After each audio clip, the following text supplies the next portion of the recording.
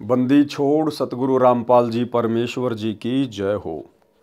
परम पिता परमात्मा सारी सृष्टि के रचनहार, कुल मालिक, असंख्य ब्रह्मांडों के स्वामी, जगत गुरु, तीनों लोकों में प्रवेश करके सबका भरण पोषण करने वाले राजाधिराज, आत्माधार, नाथों के नाथ, देवों के देव महादेव, सर्वेश्वर महेश्वर, मृत्युंजय, अजरो अमर, आदि अनादि, सनातनी प्रभु, जगत पिता जगदीश्वर, श्री श्री 1008 की उपाधि के वास्तविक अधिकारी, अकाल मूरत शब्द स्वरूपी राम वासुदेव, सर्वगतम ब्रह्म, परम पूज्य, प्रथम पूज्य, परम संत, परम पुरुष, परम धनी, परम दयालु, सत्य कबीर, हक्का कबीर, अल्लाहु कबीर, अल्लाहु अकबर, बाखबर, अल्लाह ताला, जगत के तारणहार, जगत के मुक्तिदाता, जगत के जगन्नाथ, हारे के सहारे, हिंदुओं के राम, मुसलमानों के अल्लाह, सिखों के वाहिगुरु, ईसाइयों के मसीह, दया के सागर दयानिधि, करुणा के सागर करुणानिधि, स्वयंभू परिभू, संकट मोचन, कष्ट हरण, मंगल करण, दुख भंजन, अविगत कबीर, निर्विकार निर्विषम परमात्मा, अलय अलेख सतगुरु, आदि अनादि सतगुरु, असली मर्यादा पुरुषोत्तम, असली राम, असली कृष्ण, असली घनश्याम, असली मुरारी, राजाओं के राजा, महाराजाओं के महाराजा, शहंशाहों के शहंशाह, सम्राटों के सम्राट, भगवानों के भगवान, अल्लाहों के अल्लाह, प्रभुओं के प्रभु, मसीहाओं के मसीह, सच्चे वाहे गुरु, बाबाओं के बाबा, पीरों के पीर, सेठों के सेठ, जगत सेठ, सावड़सा सेठ, सर्वगुण संपन्न, अनंत कोटि कलाओं के स्वामी, अनंत कोटि ब्रह्मांडों के नायक, योगियों में महायोगी, ध्यानियों में महाध्यानी, सिद्धों में परम सिद्ध, ज्ञानियों में तत्वज्ञानी, ब्रह्म ज्ञानी, महाज्ञानी, परम ज्ञानी, सर्वश्रेष्ठ ज्ञानी, विज्ञानी, युवा कबीर, समरथ कबीर, असमवात, अमित ओजा, सच्चे रहनुमा, करीम अल्लाह, सुभान अल्लाह, दुनिया के अंतिम पैगंबर, 8 सितंबर 1951 से गांव धनाना, जिला सोनीपत, हरियाणा, भारतवर्ष की पावन भूमि पे प्रकट रियल कल की भगवान श्री नारायण साकार हरि श्री बाबा साहिब संत श्रोमणी सतगुरु रामपाल जी परमेश्वर जी के चरण कमल में साध संगति से जुड़े हुए देश विदेश से आप और हम सभी सत्सेवक भाई बहनों का अनंत कोटि दंडोत प्रणाम। सत्साई भाई और बहनों, दया परम पिता परमेश्वर जी की, सारी सृष्टि के मालिक की, सर्व ब्रह्मांडों के रचयिता सतगुरु रामपाल जी की, जिनके विशेष आशीर्वाद से, शुभ आशीर्वाद से इस कलयुग की बिचली पीढ़ी में आप और हम सभी आत्माओं को साध संगति नसीब हुई। क्योंकि साध संगति से ही हम एक नेक भगत बन सकते हैं, परमात्मा को प्राप्त करने योग्य साधक बन सकते हैं। हमारे अंदर मर्यादाओं को लेकर वो भय उत्पन्न हो सकता है, मोक्ष प्राप्ति के लिए वो चिंता उत्पन्न हो सकती है, जो अति आवश्यक है। अन्यथा जो भाई बहन साध संगति से नहीं जुड़े हुए हैं, जो वर्तमान समय 2024 तक भी काल प्रेरित सतलोक आश्रम मैनेजमेंट हरियाणा वालों के पीछे लगे हुए हैं, गुरुदेव के कलयुगी परिवार के पीछे, उनके बेटा बेटी, भाई बंधु, रिश्तेदारों के पीछे लगे हुए हैं, आप उन भाई बहनों के आचार विचार व्यवहार, उनका बोलना चलना, उठना बैठना, उनकी नियम मर्यादा आप जी देख सकते हैं। यदि कभी आपकी उनसे मुलाकात हो जाए तो आपको पता चलेगा कि साध संगति यदि दिन है तो आश्रमों से जुड़े हुए भाई बहन रात्रि हैं।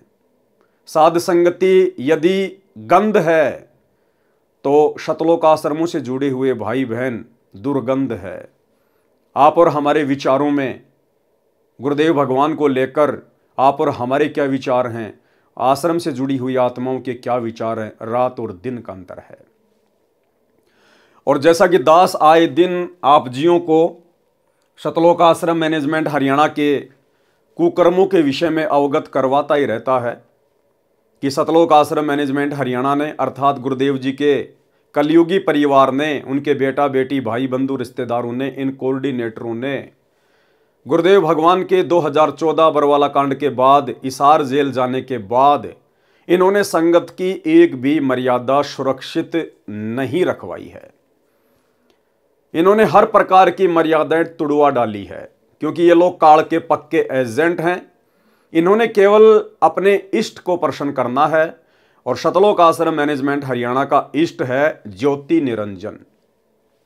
भाई और बहनों, भक्ति मार्ग की एक सबसे बड़ी गलती परमात्मा ने बताई है कि भाई और तो चलो छोटी मोटी गलतियां तुम्हारी माफ की जा सकती हैं, जैसे किसी ने शराब पी ली, किसी ने गलती से मांस खा लिया, किसी ने कोई चोरी कर दी, छोटी मोटी और कोई हरकत कर दी, वो तो क्षमा योग्य हैं। परंतु एक भक्ति मार्ग में ऐसी गलती है, यदि वो गलती आपने एक बार भी कर दी तो भाई चांस बहुत कम है कि सतगुरु आपको माफ करे।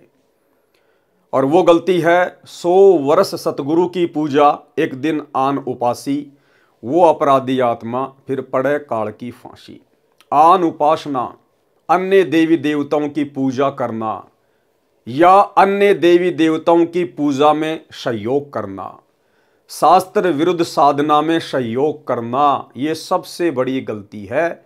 इसे परमात्मा माफ नहीं करता है, क्योंकि सतलोक में हमने यही तो गलती की थी। हमारा पूज्य इष्ट, हमारा पूज्य परमेश्वर कबीर परमात्मा सतगुरु रामपाल जी, और हमने सतलोक में आस्था लगा ली इस काल के ऊपर।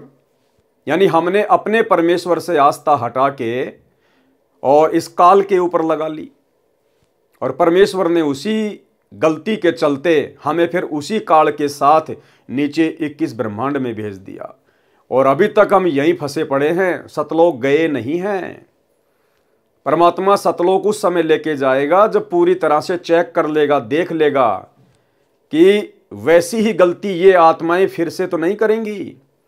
अच्छी प्रकार से धो मांज के फिर परमात्मा हमें सतलोक के लिए तैयार करेंगे। लेकिन यहां सतलोक आश्रम मैनेजमेंट हरियाणा जिस शास्त्र विरुद्ध साधना में सहयोग करने के लिए गुरुदेव भगवान हमें मना करते हैं, हमें बार बार जगाते हैं कि बच्चों, गलत काम करना या गलत काम में सहयोग करना दोनों ही महापाप हैं। लेकिन सतलोक आश्रम मैनेजमेंट हरियाणा है कि उन्हें कोई फर्क ही नहीं पड़ता है। लगता है किसी ने उनके ज्ञान वाली नस काट दी है। जिस प्रकार हम सत्सेवक भाई बहन अपने इष्ट, अपने गुरुदेव भगवान को सद्कर्म करके उनकी मर्यादाओं में चलते हुए उन्हें प्रसन्न करने का पूर्ण प्रयास कर रहे हैं, क्योंकि गुरु को प्रसन्न किए बिना हम लाख जन्म भी सतलोक नहीं जा सकते। भक्ति अपनी जगह है, लेकिन गुरु की मेहर विशेष चाहिए। इन बातां के पाइए कर सतगुरु नजर निहाल, और राजी कर सतगुरु रूठे नू। लेकिन दूसरी तरफ सतलोक आश्रम मैनेजमेंट हरियाणा, गुरुदेव का कलयुगी परिवार, ये कोऑर्डिनेटर अपने इष्ट ज्योति निरंजन को खुश करने का हम सत्सेवकों से कहीं ज्यादा भरकस प्रयास कर रहे हैं, क्योंकि काल ने इनकी स्पेशल ड्यूटी लगा रखी है कि तुम्हारा खुद का तो बेड़ा गर्क हुआ पड़ा है, तुम संत रामपाल जी की संगत का भी बेड़ा गर्क करो। ये स्पेशल काल के एजेंट है, काल के दूत है, क्योंकि सूक्ष्म रूप में कबीर परमेश्वर और ज्योति निरंजन की लड़ाई चल रही है, और धरातल पर उन दोनों के एजेंट आपस में लड़ रहे हैं ज्ञान आधार से। सतगुरु के एजेंट है सतसेवक, और ज्योति निरंजन काल के एजेंट हैं सतलोक आश्रम मैनेजमेंट हरियाणा वाले। और सन 2014 बरवाला कांड के बाद से इन दोनों ही ग्रुपों में, क्योंकि संत रामपाल जी की संगत में 2 पार्ट हो चुके हैं, सबको पता है। एक पार्ट जो बिल्कुल अज्ञान और पाखंड के ढेर पे बैठा है, सतलोक आश्रम मैनेजमेंट हरियाणा।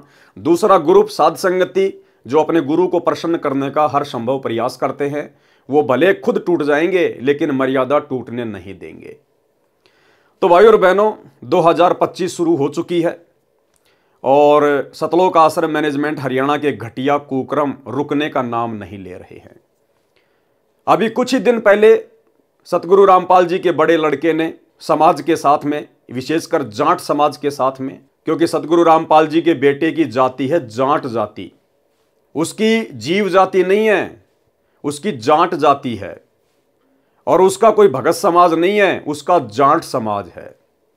और वो केवल अपने जाट समाज को, अपने जाट भाइयों को प्रसन्न करने में काल प्रेरणा से दिन रात लगा हुआ है, कोई भी मौका नहीं चूकता है।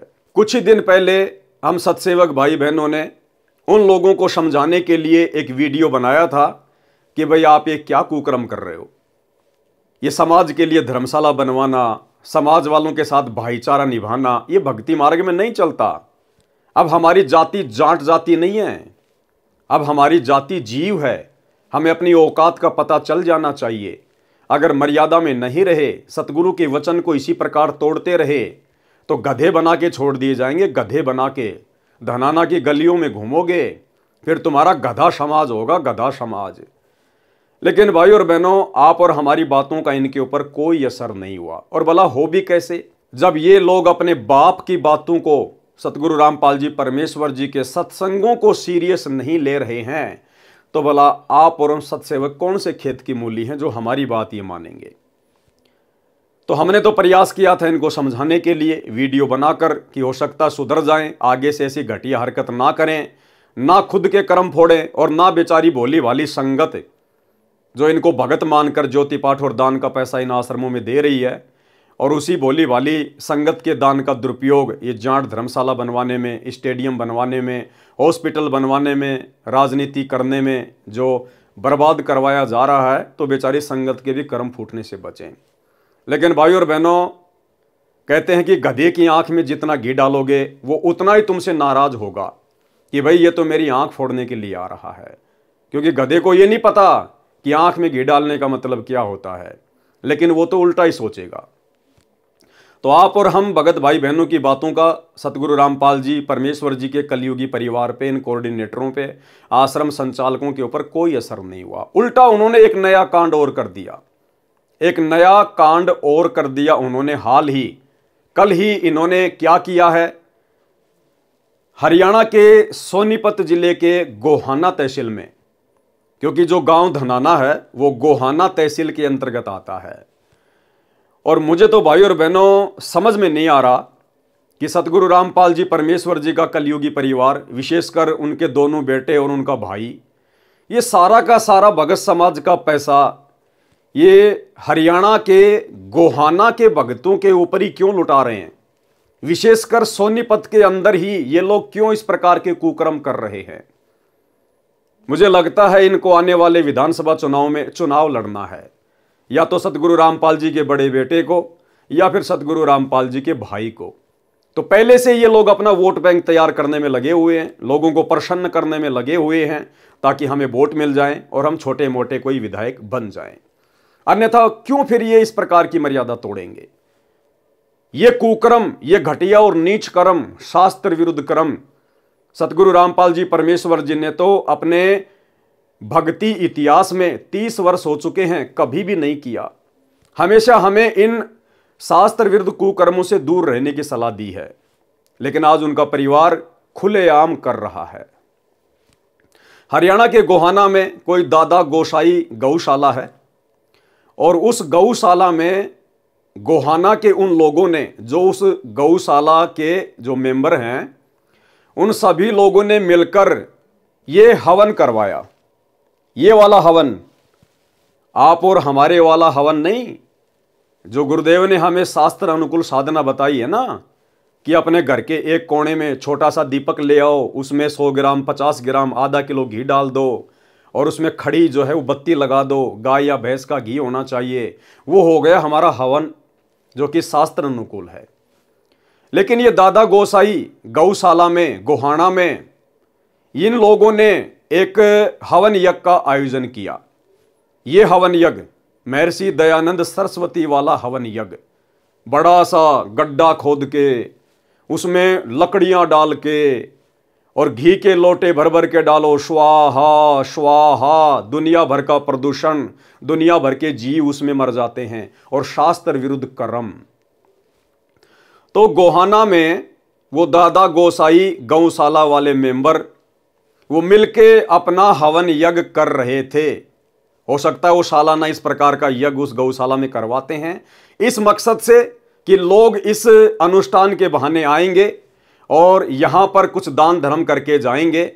उस गौशाला के पीछे उन लोगों का भी जो है वो परिवार चलता है, और थोड़ी बहुत वहां पर गायों की सेवा भी हो जाती है। तो वो लोग तो स्वाभाविक है, दुनिया भर की गौशाला है, दुनिया भर के लोग हैं, वो अपना शास्त्र विरुद्ध अनुष्ठान करवाते ही रहते हैं। तो गौशाला के लोग अपना शास्त्र विरुद्ध अनुष्ठान करवा रहे थे। ये 12 जनवरी 2025 की बात है। ये शास्त्र विरुद्ध हवन वहां पर हो रहा था।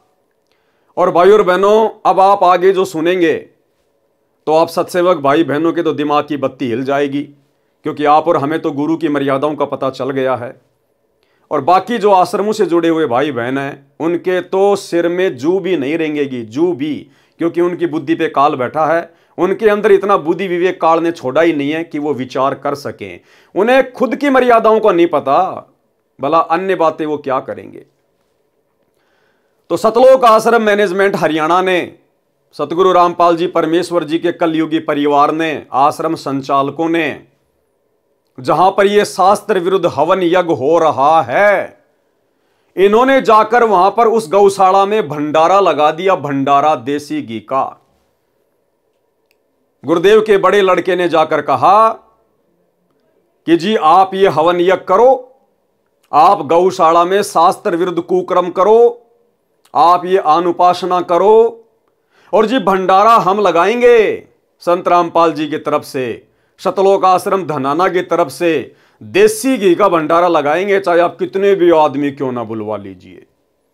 तो जगत वालों को क्या चाहिए भाई और बहनों, वो तो बड़े प्रसन्न होंगे कि जी हमारा तो खर्चा ही कम हो गया, हम 2 पैसे कमाने के लिए तो ये हवन यज्ञ कर रहे हैं ताकि लोग आए, इस बहाने 2 पैसे देकर जाएं, और हमारा तो खर्चा ही बच गया। अरे इतना बड़ा भंडारा 2-3 हजार आदमियों का, और यदि सतगुरु रामपाल जी का बेटा करवा रहा है तो उससे अच्छी बात और क्या हो सकती है। तो भाई समाज वाले जिनको संत रामपाल जी का ज्ञान नहीं, संत रामपाल जी की मर्यादाओं का ज्ञान नहीं, वो तो प्रसन्न ही होंगे जब उन्हें जाकर कोई इस प्रकार से सहयोग करेगा तो।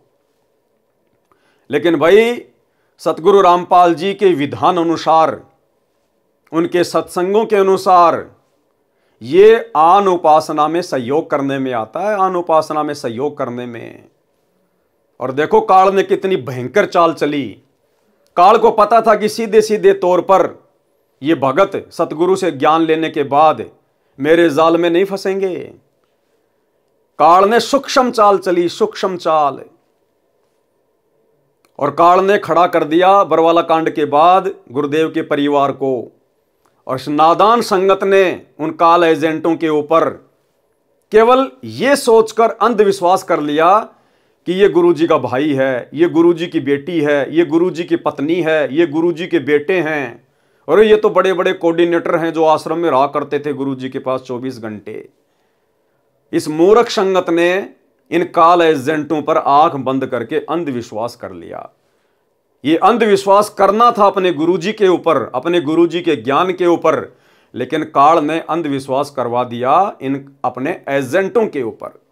और पिछले 10 वर्षों से जमकर संगत की मर्यादाएं तोड़वाई जा रही हैं, क्योंकि काल चाहता है कि 2028 युग परिवर्तन के दौरान मैं इन भक्तों की चोटी पकड़ के ले जाऊं यहां से, क्योंकि परमात्मा तो कोई रक्षा करेगा नहीं।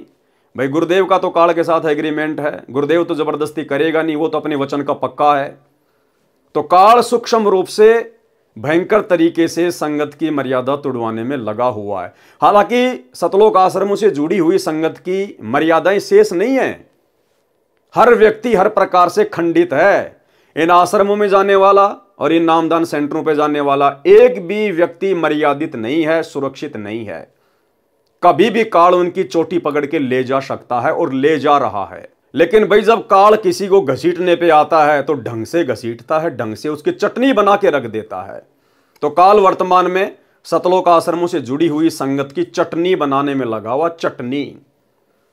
और भाई गुरुदेव के परिवार ने, इन कोऑर्डिनेटरों ने भी अपने इस कदर कर्म खराब कर लिए हैं कि आने वाले समय में जब इनके ऊपर आपत्तियों का पहाड़ टूटेगा, इन पे आपत्तियां नहीं आएंगी। आपत्तियां तो बहुत छोटा सा शब्द है, आपत्तियों का पहाड़। और उस समय फिर ये गुरुजी से प्रार्थना करेंगे, रोएंगे, चीखेंगे, चिल्लाएंगे।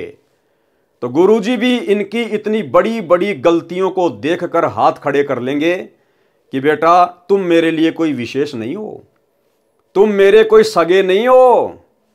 क्या तुमने मुझे अपना बाप मान रखा है, फूफा मान रखा है, मामा मान रखा है, मुझे अपना पति मान रखा है? मंगलाचरण में क्या पढ़ा तुमने? गरीब परम शक्ति संगीतम रिद्धि सिद्धि दाता सोई अविगत गुण अतीतम सत्य पुरुष निर्मोही। बेटा मैं सत्य पुरुष हूं। कबीर तुम मुझे सतगुरु सतगुरु कहते हो ना, नालायको 30 साल हो गई, तुम्हें सतगुरु की परिभाषा का भी पता है?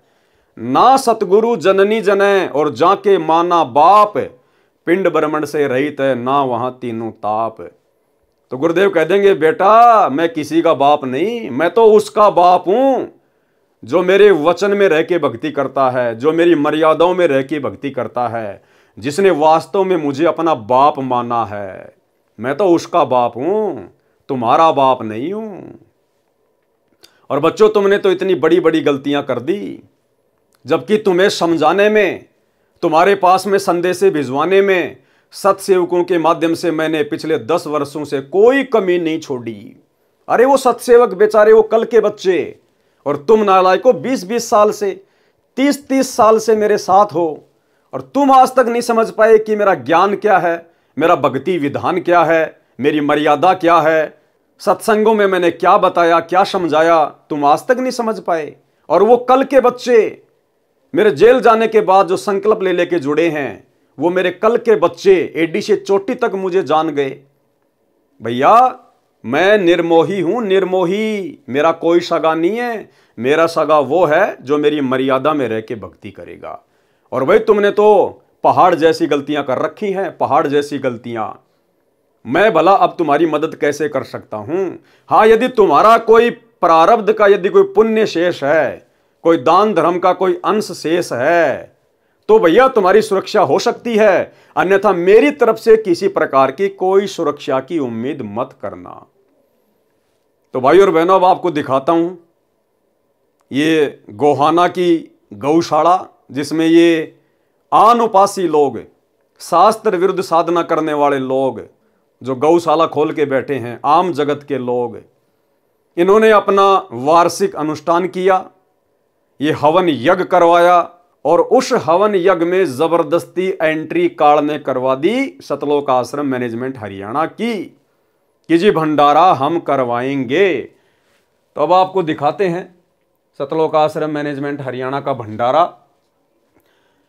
और थोड़े दिन पहले ये लोग जो प्रचार कर रहे थे ना, ये सा न्यूज चैनल हरियाणा, सा न्यूज चैनल हरियाणा, यही सब खबरें डालने के लिए इन्होंने भक्तों की ड्यूटी लगाई थी, गांव गांव गली गली, कि लोगों के मोबाइल हाथ में ले लेके चैनल को सब्सक्राइब करवाओ।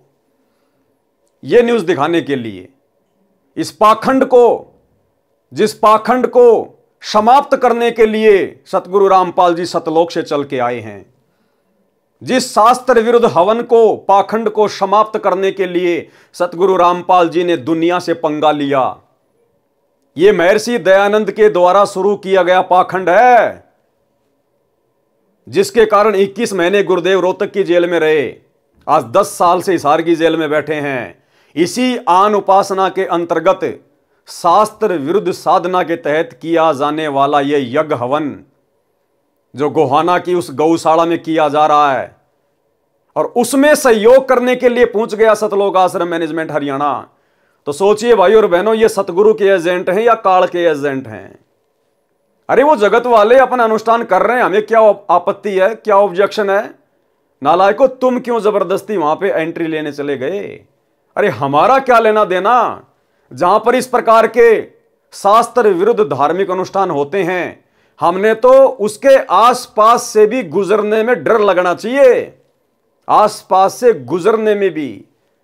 और जबरदस्ती तुम लोग वहां जाकर भंडारा कर रहे हो। और भाई और बहनों, इनको कोई न्योता नहीं देता है कि जी हम यहां पर ये प्रोग्राम कर रहे हैं, आप भंडारा कीजिएगा। नहीं, ये लोग जबरदस्ती जाते हैं समाज में अपना भाईचारा बढ़ाने के लिए, अपनी जो है वो प्रभुता दिखाने के लिए, क्योंकि अवश्य गुरुदेव के परिवार को चुनाव लड़ना है, गुरुदेव के लड़कों को अवश्य दोनों में से एक को आने वाले समय में सोनीपत से विधानसभा का चुनाव लड़ना है।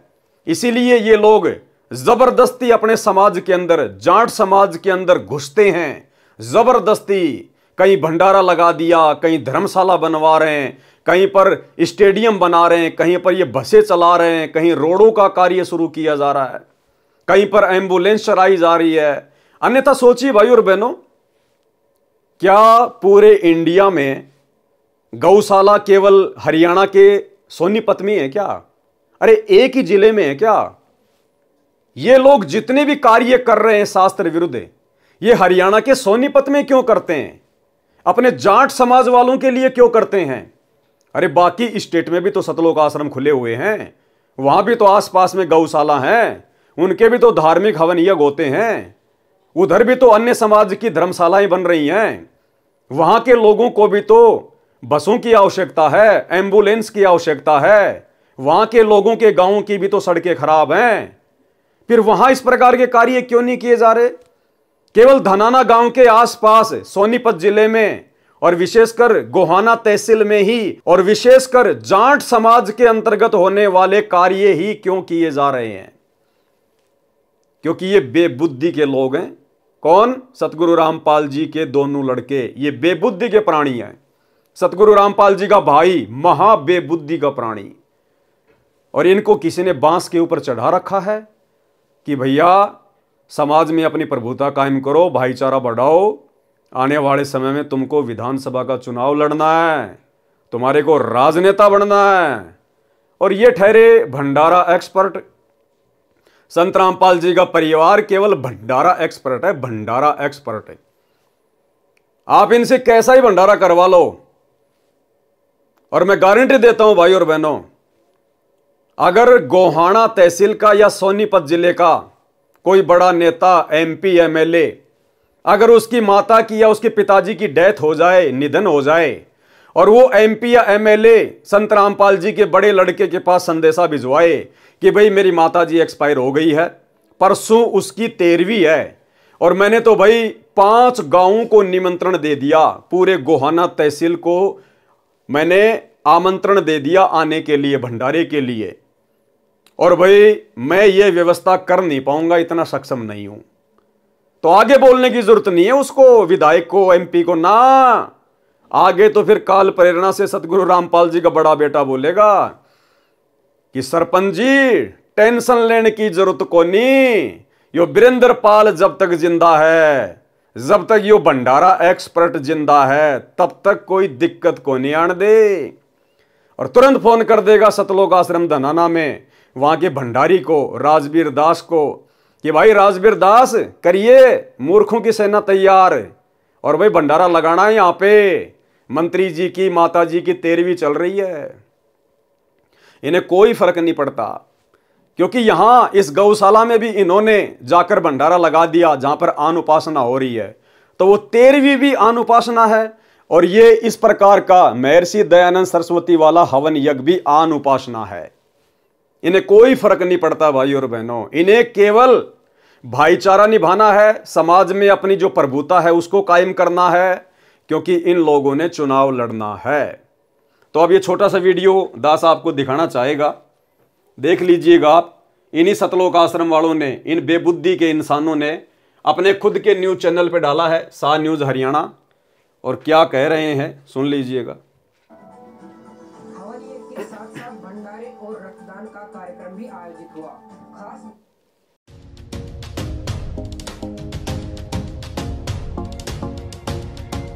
बीते रविवार 12 जनवरी को सोनीपत के गोहाना के ओल्हाना गांव में स्थित दादा गोसाई गौशाला में हवन यज्ञ का कार्यक्रम किया गया। हवन यज्ञ के साथ साथ भंडारे और रक्तदान का कार्यक्रम भी आयोजित हुआ। खास बात ये रही कि आने वाले लोगों के लिए भंडारे की व्यवस्था संत रामपाल जी महाराज की तरफ से की गई। लगभग 2000 लोग इस कार्यक्रम में शामिल हुए।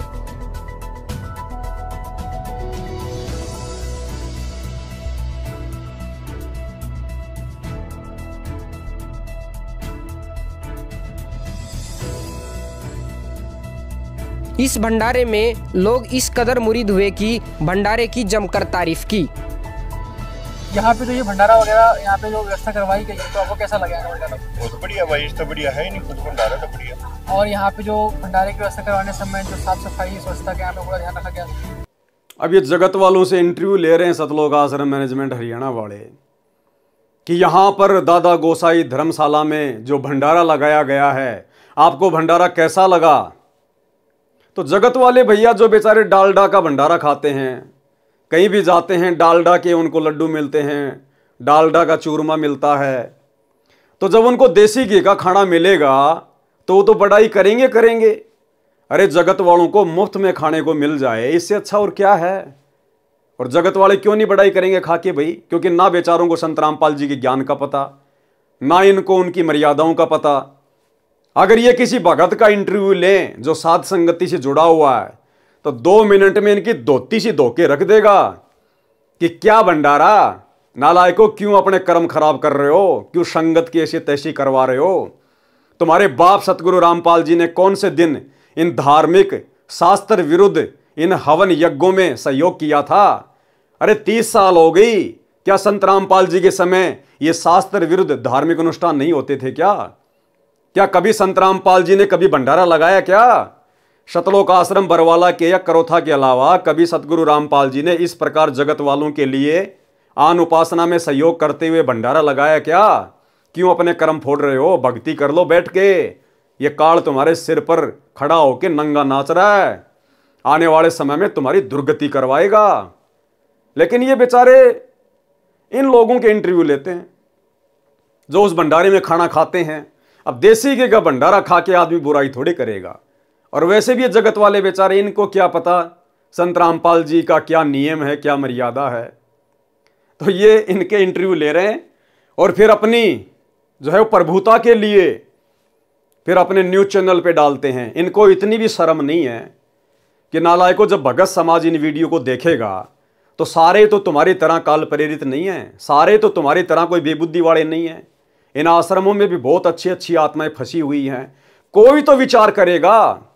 तो ये बुद्धि भी भाई और बहनों परमात्मा ने इनकी ऑफ कर रखी है कि ये नालायक तो संभलने वाले नहीं है, सुधरने वाले नहीं है। मेरे बेटा बेटी भाई बंधु रिश्तेदार कोऑर्डिनेटर, ये तो सुधरने वाले नहीं है। इनको तो अगले जन्म में गधा बनना ही बनना है। इन्होंने तो भयंकर अपने कर्म फोड़ लिए।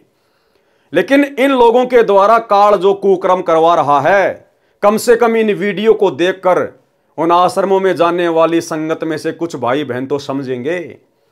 वो तो इन लोगों को ज्योति पाठ और दान का पैसा देके इन मर्यादा विहीन लोगों के संचालन में इन आश्रमों में जा जाके अपने कर्म फोड़ने से बचेंगे। बस यही चाहते हैं परमात्मा कि मेरी आत्माएं उन आश्रमों से निकल जाएं इनके कुकर्मों को देखकर। इसलिए परमात्मा इनकी बुद्धि ऑफ कर देते हैं और इन्हीं के कुकर्मों के वीडियो इन्हीं के हाथों से इन्हीं के चैनल पर डलवा देते हैं। और वो वीडियो परमात्मा फिर मुझ दास तक पहुंचा देता है। दास फिर सतगुरु आशीर्वाद से उसका पोस्टमार्टम करके आप लोगों के सामने पेश कर देता है। फिर कल को कोई भी सतगुरुदेव भगवान को उलाना देने वाला नहीं होगा कि गुरुजी मुझे पता नहीं था, गुरुजी मुझे किसी ने बताया नहीं था। तो ये जगत वालों का इंटरव्यू ले रहे हैं। पूरा रामपाल महाराज जी की अनुयायियों का, उनके भक्तों का, उनके कार सेवकों का धन्यवाद करता हूं जिन्होंने ईमानदारी से अपनी ड्यूटी का पालन किया। बहुत बड़ा सराहनीय योगदान आप लोगों का रहा है, हम इसके लिए बधाई देते हैं। हमारी जो दादा गोसाई गौशाला आउलाना के प्रांगण में, जिसके प्रधान जी बलवान सिंह सानिध्य में आज बहुत बड़ा कार्यक्रम, यहाँ पे हवन यज्ञ और भंडारे का आयोजन, एक सांस्कृतिक कार्यक्रम का एक बल डोनेशन किया। बहुत साथियों ने, युवा साथियों ने यहाँ पे रक्तदान शिविर में भाग लिया है। बहुत अच्छी खाने की व्यवस्था प्रधान जी ने, पूरी टीम ने यहाँ पे ईमानदारी से सब भाइयों ने मिलजुल कर काम किया। दर्शकों, अभी आपको दिखाया था हमने गौशाला, अभी हम आ चुके हैं भंडार घर में, जहाँ इस आदमी को तो आप जानते होंगे। ये लगभग 15-20 साल से सतगुरु रामपाल जी से जुड़ा हुआ है और विशेषकर इसको भंडारी की सेवा दी गई है सतलोक आश्रम धनाना में। वर्तमान में सतलोक आश्रम बरवाड़ा में भी ये भंडारे में सेवा करता था, भंडारी, और वर्तमान में ये धनाना आश्रम में भंडारी है। तो जहाँ भी कोई भंडारा करवाना होता है तुरंत इन जैसे लोगों को आगे कर दिया जाता है। तो भाई और बहनों, देखो इनको क्या समझा इन्होंने, क्या सीखा इन्होंने। अरे 20-20 साल, 25-25 साल सतगुरु की शरण में पड़े हैं और इनको अभी तक ये भी नहीं पता कि मर्यादा क्या है गुरु की। अगर हम इस प्रकार से शास्त्र विरुद्ध हवन यज्ञ में जाके भंडारा लगाएंगे, सहयोग करेंगे, तो हमारी मर्यादा बचेगी या टूटेगी। ये लोग तो बढ़ावा दे रहे हैं अनुपासना को। अरे जगत वालों को बढ़िया तो हवन देखने को मिल गया, बढ़िया उनको देसी घी का भंडारा मिल गया, तो क्यों पीछे हटेंगे वो लोग शास्त्र विरुद्ध साधना करने से। उनकी तो मौज हो रही है, अच्छी बात है, बढ़िया बात है। और इस पूरे वीडियो में अगर आपने नोट किया हो, इसने जिसके भी इंटरव्यू लिए हैं, कहीं कोई संत रामपाल जी के ज्ञान की बात नहीं कि जी आप संत रामपाल जी से नाम लेना चाहोगे क्या आप संत रामपाल जी के सत्संग सुनते हो क्या। आप जो भी बातें सुनोगे केवल यही, सर आपको भंडारा कैसा लगा, सर आपको भंडारे का टेस्ट कैसा लगा, सर भंडारे की व्यवस्था के बारे में, साफ सफाई के बारे में आप जी क्या कहना चाहेंगे। इसके अलावा और कोई पॉइंट नहीं, कोई बात नहीं। तो भाई और बहनों, सतलोक आश्रम मैनेजमेंट हरियाणा की बुद्धि पे काल नंगा होके नाच कर रहा, नंगा होके। इन लोगों की तो मंत्रा की तरह बुद्धि हर ली गई है, हर ली गई है। घर में जहाँ पे यहाँ पे भंडारे की व्यवस्था की गई है, आप मेरे पीछे देख सकते हो। यहाँ पे जो ये हवन यज्ञ हुआ था, उस हवन यज्ञ में यहाँ पे जो भंडारे की व्यवस्था की गई है, और भंडारे की पूरी व्यवस्था के जो इंचार्ज है हम उनसे बात करेंगे और सारी बातें जानने का ट्राई करेंगे। सर नमस्कार। नमस्कार जी। क्या नाम है सर आपका? राजवीर दास। सर आप कहाँ से हैं? सतलोक आश्रम कराना धाम से। सर सतलोक आश्रम से हैं आप तो, और यहाँ पे जो पूरे भंडारे की व्यवस्था है, सुनने में आया कि आश्रम की तरफ से हुआ है, इसके पीछे क्या पूरा प्रोसीजर रहा?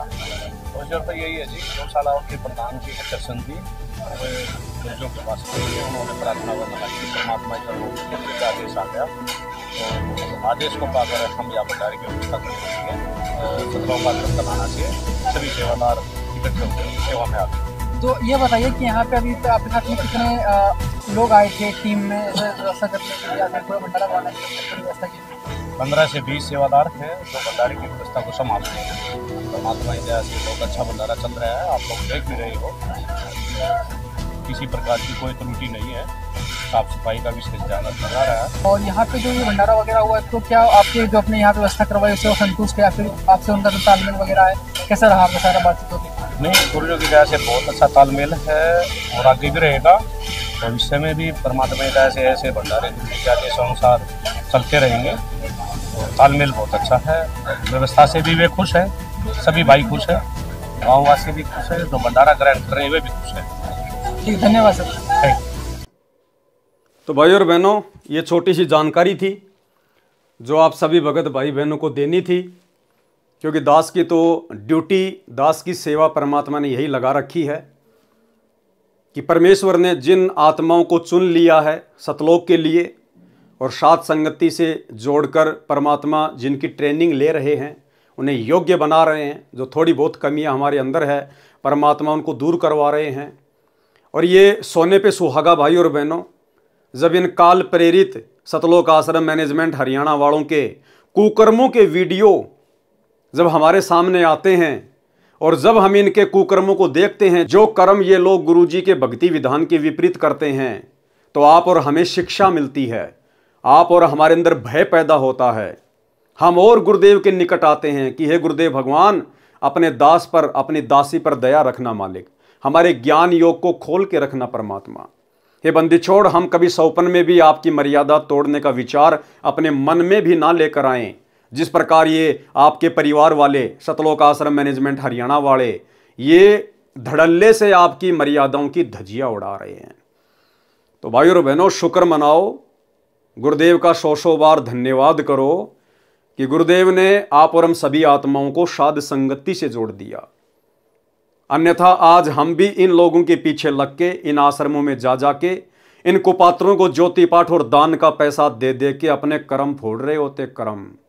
और आने वाले समय में क्या बीतेगी आप जी देख लेना इनके साथ में। तो इस वीडियो में आपको ये छोटी सी जानकारी देनी आवश्यक थी, क्योंकि ये लोग तो समझने वाले नहीं हैं, इनकी बुद्धि पे तो काल बैठा है। लेकिन आप और हम भगत भाई बहन इस प्रकार की घटिया और शास्त्र विरुद्ध साधना में सहयोग करने वाली हरकतों को देख देख कर हम सावधान रहें, हमारे से भविष्य में ऐसी कोई गलती गुरुदेव के मार्ग में ना हो जाए। तो अब हम आज के वीडियो में आगे बढ़ते हैं। आज गुरुदेव भगवान के आशीर्वाद से उनके कर कमल से लिखित पवित्र पुस्तक मुक्ति बोध के ऊपर ये 8वें नंबर का वीडियो है। प्रत्येक वीडियो में गुरुदेव भगवान के आशीर्वाद से हमें बहुत कुछ समझने और सीखने को मिलता है। आज की वीडियो में विशेषकर गुरुदेव भगवान ने सुखदेव ऋषि की जो कथा है उसको शामिल किया है। वैसे गुरुदेव ने हमें बहुत बार यह कथा सुना रखी है, सत्संगों में इसका जिक्र किया हुआ है। इसलिए गुरुदेव भगवान के कर कमल से लिखित पुस्तक को पढ़ने सुनने से भी हम पुण्य के भागी बनते चले जाते हैं। तो जहाँ कोई विशेष पॉइंट आएगा दास जरूर सतगुरुदेव की प्रेरणा से विश्लेषण करेगा, अन्यथा हम इन कथाओं को पढ़ेंगे, इनको पढ़ने मात्र से भी हम पुण्य के भागी बनते हैं। तो ये पवित्र ग्रंथ मुक्ति बोध पेज नंबर 61। गरीब सुखदेव सुख में उपजे राई सींग समोई, नो नाथ और सिद्ध 84 संग उपजे थे दोई। सुखदेव ऋषि की उत्पत्ति कथा। सरलार्थ, जिस समय भगवान शिव जी ने पार्वती जी को अमर मंत्र दिया उस समय एक स्थान पर सूखा पेड़ था, उसके नीचे आसन लगाया। कारण यह था कि इस अमर नाम को कोई अन्य जीव सुन ले और वह भी अमर हो जाए, और बुरे स्वभाव का जीव यदि आध्यात्मिक शक्ति संपन्न हो जाएगा तो वह उसका दुरुपयोग करके भले व्यक्तियों को सताएगा। क्या कह रहे हैं परमात्मा? पॉइंट पे ध्यान देना भाई और बहनों। इसलिए गुरुदेव भगवान ने अभी तक किसी को भी ओरिजिनल सारनाम सार शब्द नहीं दिया। क्यों नहीं दिया वो अमर मंत्र? क्योंकि गुरुदेव भगवान को पता है कि यदि ओरिजिनल सारनाम दे दिया गया तो सारनाम लेने के बाद उसका जाप करने से, सुमरण करने से भगत में जुबान सिद्धि आ जाती है, जुबान सिद्धि। और परमेश्वर को पता था कि ये मंत्र यदि मर्यादा विहीन के हाथ लग गया, यदि किसी ऐसी आत्मा को दे दिया गया जो इस मंत्र का जाप भी करेगा और मर्यादा भी तोड़ के रखेगा, तो मर्यादा तोड़ने से तो आएगी उसके अंदर दुर्बुद्धि काल प्रेरणा से, और ये अमर मंत्र जाप करने से आएगी उसमें शक्ति। वो तो सत्यानाश कर देगा, समाज का सत्यानाश। इसलिए गुरुदेव भगवान ने अभी तक ये मंत्र किसी को नहीं दिया है। और वही बात यहां है, क्या है कि शंकर भगवान पार्वती को एकांत स्थान में लेके गए कि जहां पर उस मंत्र को कोई सुन ना ले। कौन सा मंत्र? वो सोहम मंत्र, प्रथम मंत्र जो आज हमें गुरुदेव ने 7 मंत्र दिए हैं, उसके बीच बीच के 5 मंत्र देवी देवताओं के, वो 5 मंत्र भी सुनाने के लिए शंकर जी अपनी पत्नी पार्वती को एकांत स्थान पर लेके गए ताकि कोई व्यक्ति इनको सुन ना ले। यदि किसी ऐसे वैसे अनधिकारी व्यक्ति ने यह मंत्र सुन लिए तो उसके अंदर शक्ति आ जाएगी, शक्ति, और फिर वो समाज के लिए घातक सिद्ध हो सकता है। तो भला सतगुरु रामपाल जी परमेश्वर मंत्रों के बाप अमर मंत्र को, सार नाम को, भला ऐसे किसी को कैसे दे देंगे? सतगुरु रामपाल जी तो अंतर्यामी हैं, उन्हें तो आगे पीछे सब कुछ पता है कि कौन मर्यादा में है, कौन आगे चल के मर्यादा तोड़ेगा, कौन जाके काल की गोद में बैठेगा, कौन अधिकारी है कौन नहीं है। तो गुरुदेव भगवान भला ऐसे कैसे किसी को सार नाम सार शब्द दे देंगे? उसके बाद तो जुबान सिद्धि आ जाती है। और अगर इनको वो सार नाम अमर मंत्र दे दिया होता तो भाई और बहनों, गुरुदेव के जेल जाने के बाद शतलोक आश्रम मैनेजमेंट हरियाणा के गुरुदेव के परिवार के कुक्रम भी आपके सामने हैं। तो गुरुदेव भगवान को तो ये सारे कुक्रम पहले ही दिखाई दे रहे थे बरवाला कांड से पहले, इसलिए गुरुदेव ने किसी को भी सार नाम सार शब्द नहीं दिया। मालिक को पता था ये सत्यानाश कर देंगे, सत्यानाश। और सबसे पहले तो जुबान सिद्धि से बद्दुआ दे दे के मेरे सत्सेवक बच्चों को मार देंगे ये, क्योंकि मेरे सत्सेवक बच्चे आगे चलकर इनके अज्ञान और पाखंड की डंके की चोट पे पोल खोलेंगे, डंके की चोट पे।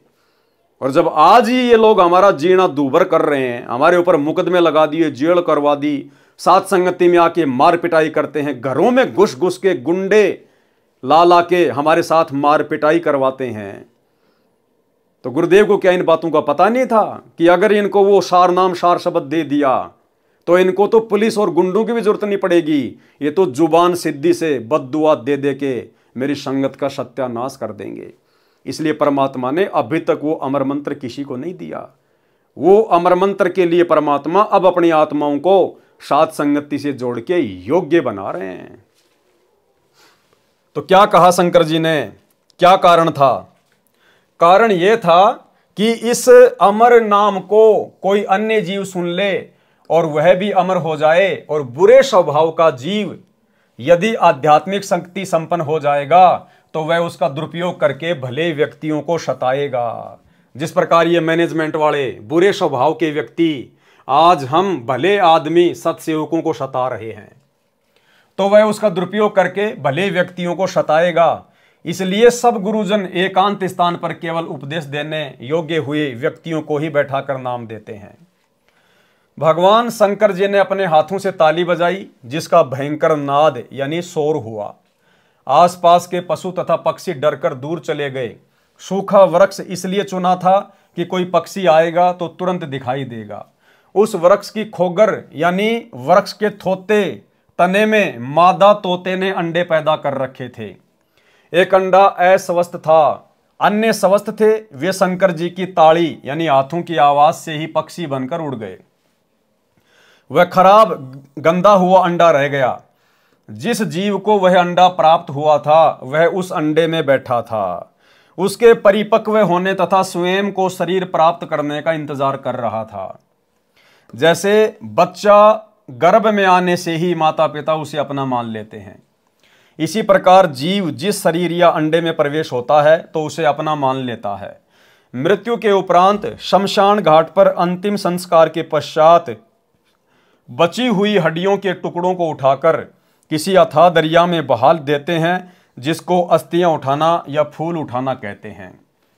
अब आम समाज में जब कोई व्यक्ति मर जाता है, स्त्री या पुरुष, उसके बाद उनकी हड्डियों को गंगा जी में क्यों जल प्रवाहित करके आते थे, उसका क्या कारण था, जो आज एक परंपरा बनी हुई है।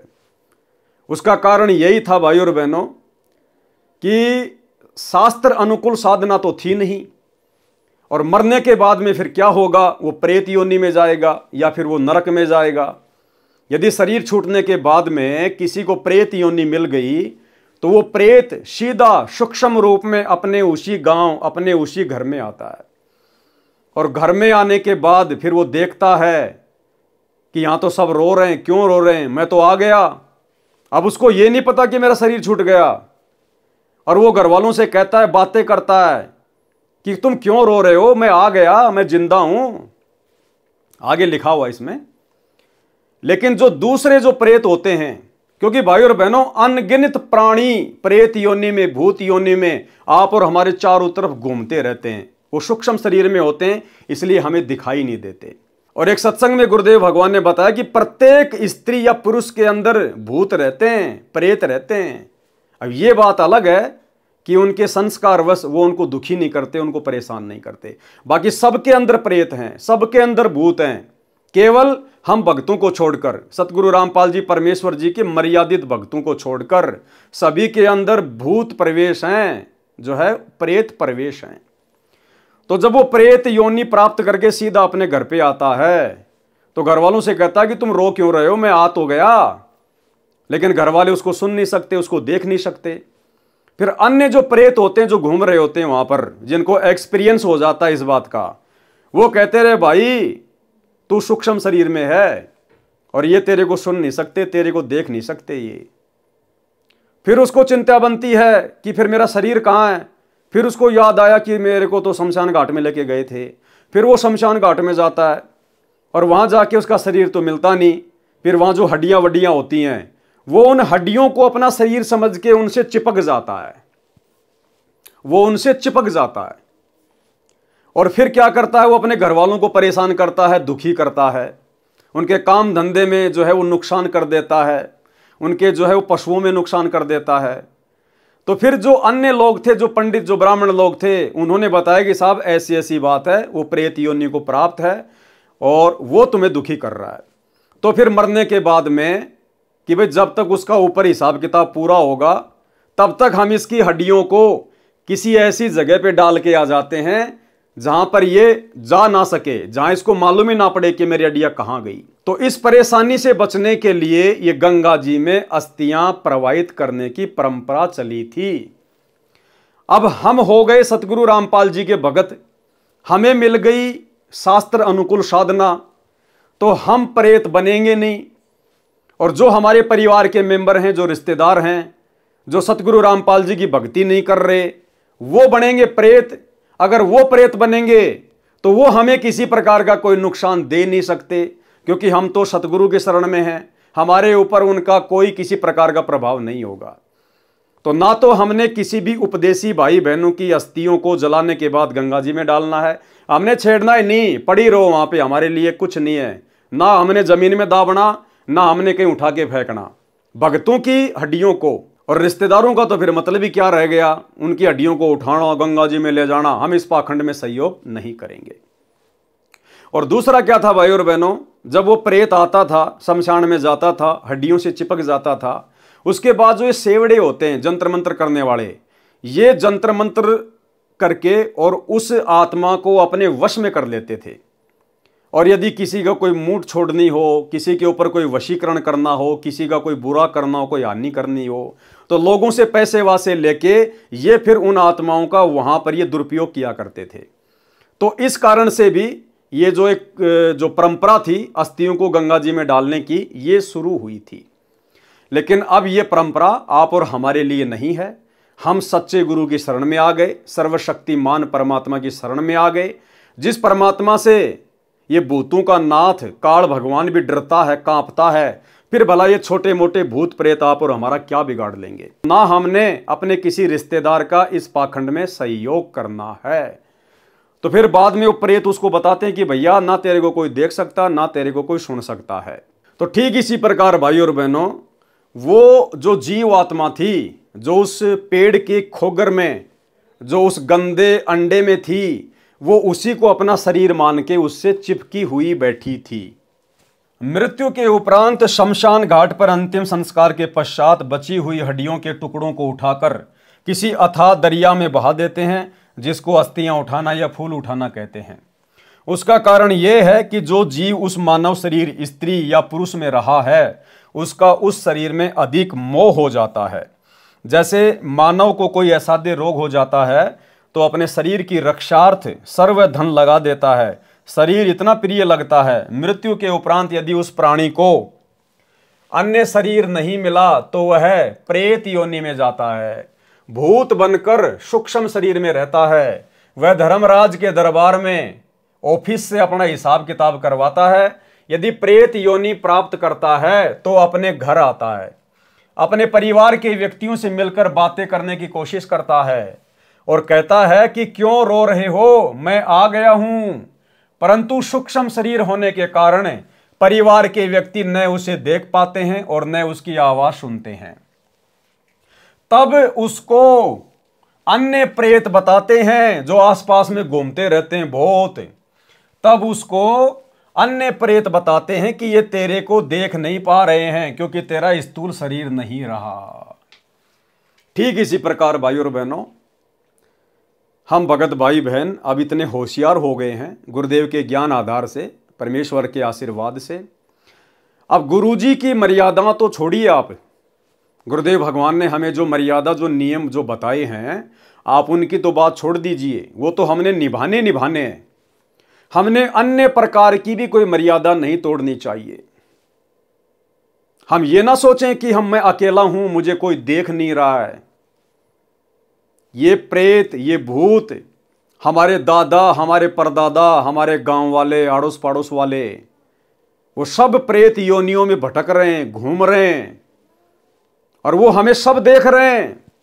यदि हम कोई भी ऐसी वैसी हरकत करते हैं तो देखो, अगर हम अपने मन में सोचेंगे तो हमारा गुरुदेव भगवान देख रहा है, हम उससे नहीं बच सकते। और वैसे देखें कि मैं तो एकांत स्थान पे हूं, मुझे कोई देख नहीं रहा है, किसी से मोबाइल से बातें कर रहे हैं, अश्लील चैटिंग कर रहे हैं, या ऐसी कोई मर्यादा तोड़ रहे हैं भगत होने के बाद भी, या कोई मिलावट कर रहे हैं, कोई चोरी कर रहे हैं, कोई ठगी कर रहे हैं, कोई रिश्वत ले रहे हैं, या किसी माता बहन की तरफ कोई गंदी नज़र कर रहे हैं, या ऐसी वैसी कोई भी हरकत, तो आप ये ना सोचिए कि मुझे कोई देख नहीं रहा। पहली बात तो अंतर्यामी सतगुरु रामपाल जी भगवान आपकी हर हरकत को देख रहा है। ये बाहरी हरकत तो छोड़ दीजिए, आपके मन में भी जो हरकत चल रही है वो भी आपके गुरु से दूर नहीं है।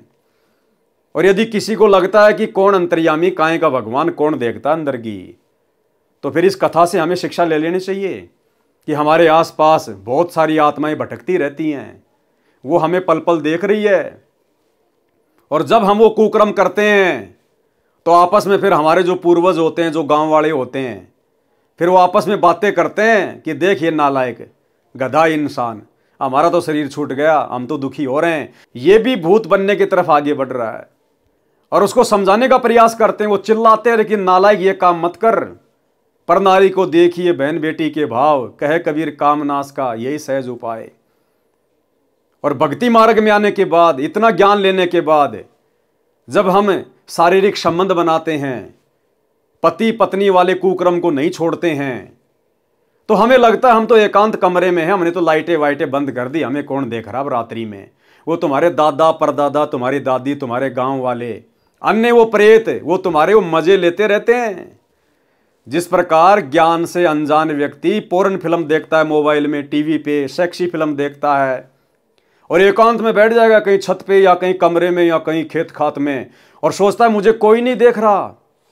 लेकिन वहां उसके दादा परदादा गांव वाले जो प्रेत बन के घूम रहे हैं वो सब देख रहे हैं, वो मजे भी लेते हैं उनके और धिक्कारते भी हैं कि बेटा बहुत अच्छी बात है, देख देख कर कुकर्म, जल्दी भूत बनेगा, हमारे भूत समाज का नाम रोशन करेगा, हमारे भूत समाज की, हमारे जो प्रेत समाज की जनसंख्या बढ़ाएगा तू, बहुत अच्छी बात है बेटा कर। तो भाइयों और बहनों, हमें हर तरफ से काल ने बांध रखा है, हम सुरक्षित नहीं हैं। हमें लगता है कि मैं एकांत में हूं, मुझे कोई देख नहीं रहा है। हमारे ऊपर पल पल नजर हमारे गुरुदेव भगवान की तो है ही है, यहां की भी अन्य आत्माओं की हमारे ऊपर पल पल नजर रहती है। इसलिए ये ना सोचें कि मैं सुरक्षित हूं, सुरक्षित यहां कोई नहीं है। तब उसको अन्य प्रेत बताते हैं कि ये तेरे को देख नहीं पा रहे हैं क्योंकि तेरा स्थूल शरीर नहीं रहा। फिर वह प्रेत अपने शरीर की खोज में शमशान घाट पर जाता है, वहां शरीर जला दिया गया होता है, अपने शरीर की शेष बची अस्थियों को अपनी मानता है, उनसे चिपक कर रहता है। जब उन अस्थियों को उठाकर दरिया में बहाने जाते हैं तो भी वह जीव उनसे चिपका रहता है। जब दरिया में डाल देते हैं तो वह उनसे अलग हो जाता है। ज्यादातर प्रेत वहीं रह जाते हैं, कुछ एक उन परिवार वालों के साथ घर आ जाते हैं। यदि अस्थियां न उठाई जाए तो वह प्रेत बनकर शमशान घाट पर डेरा डाल लेता है। परंतु जिन्होंने परमेश्वर कबीर जी की शरण ले रखी है, किस परमेश्वर कबीर जी की? दाढ़ी मूंछ वाले परमेश्वर कबीर जी की नहीं, वो कागज का टुकड़ा मुर्दा फोटू कबीर जी की दाढ़ी मूंछ वाली, वो भला हमें क्या शरण देगी? असली कबीर परमेश्वर सतगुरु रामपाल जी की जिन्होंने शरण ले रखी है, उनके विषय में कहा जा रहा है। परंतु जिन्होंने परमेश्वर कबीर जी की शरण ले रखी है वे प्रेत नहीं बनते। अनुपदेशी यानी जिन्होंने सतगुरु रामपाल जी का नाम नहीं ले रखा है, जिन्होंने गुरु से नाम लेकर भक्ति नहीं की, वे प्रेत बनकर कभी शमशान पर, कभी घर या खेतों में या जो भी कारोबार होता है उसके आसपास घूमते रहते हैं, परिवार के सदस्यों को या अन्य को परेशान करते हैं। इसलिए नकली गुरुओं की बताई भक्ति से प्रेत बना, फिर उसको ठिकाने लगाने के लिए अस्थियां उठाकर दरिया में डालने की रीति यानी परंपरा शुरू कर दी। यदि कोई हरिद्वार हर की पौड़ी से वापस आ जाता और परिवार को परेशान करता तो उसकी गति कराने की परंपरा प्रारंभ कर दी। 13वीं 17वीं महीना 6 माही फिर बरसी मनाने लगे, फिर भी बात नहीं बनी, भूत तंग करता रहता तो उसके श्राद्ध प्रारंभ कर दिए कि अब ये पितर बन गया है, उसकी गति के लिए पिंड भरवाओ, आदि आदि क्रियाएं परिवारजनों पर थोपी गई। इसलिए भाई और बहनों, गुरुदेव भगवान विशेषकर जो उनकी शरण में आ जाता है, उनसे उपदेश लेता है, उन सभी आत्माओं को ये सारे शास्त्र विरुद्ध कर्म करने से मना करते हैं, क्योंकि इसका मुख्य कारण ये है जो गुरुदेव ने यहां पर लिखा हुआ है। उसी स्वभाव से अंडे से एक जीव चिपका था। अब उस पेड़ की खोगर में एक गंदे अंडे में एक जीव उस अंडे को अपना मान के उससे चिपका हुआ था। श्री शिव जी ने पार्वती जी को पूर्ण परमात्मा की कथा सुनाई जो परमेश्वर कबीर जी से सुनी थी। फिर प्रथम मंत्र देवी पार्वती जी को सुनाया, कमलों का भेद बताने लगे।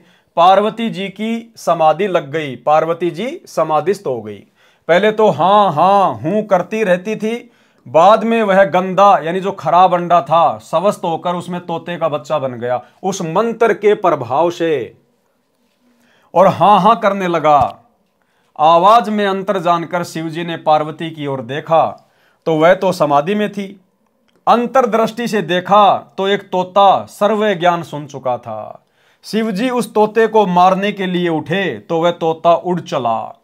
शिवजी भी आकाश मार्ग से उसका पीछा करने लगे। वेद व्यास ऋषि जी की पत्नी ने जम्भाई ली यानी मुंह खोला तो उसके मुख के द्वारा तोते वाला जीव उस ऋषि की पत्नी के शरीर में गर्भ में चला गया। वो तोते का शरीर छोड़ के और सूक्ष्म शरीर में वो आत्मा जो है वेद व्यास ऋषि की जो पत्नी थी जिसने जम्भाई ली मुंह खोला, वो सूक्ष्म शरीर से उसके अंदर उसके गर्भ में चला गया।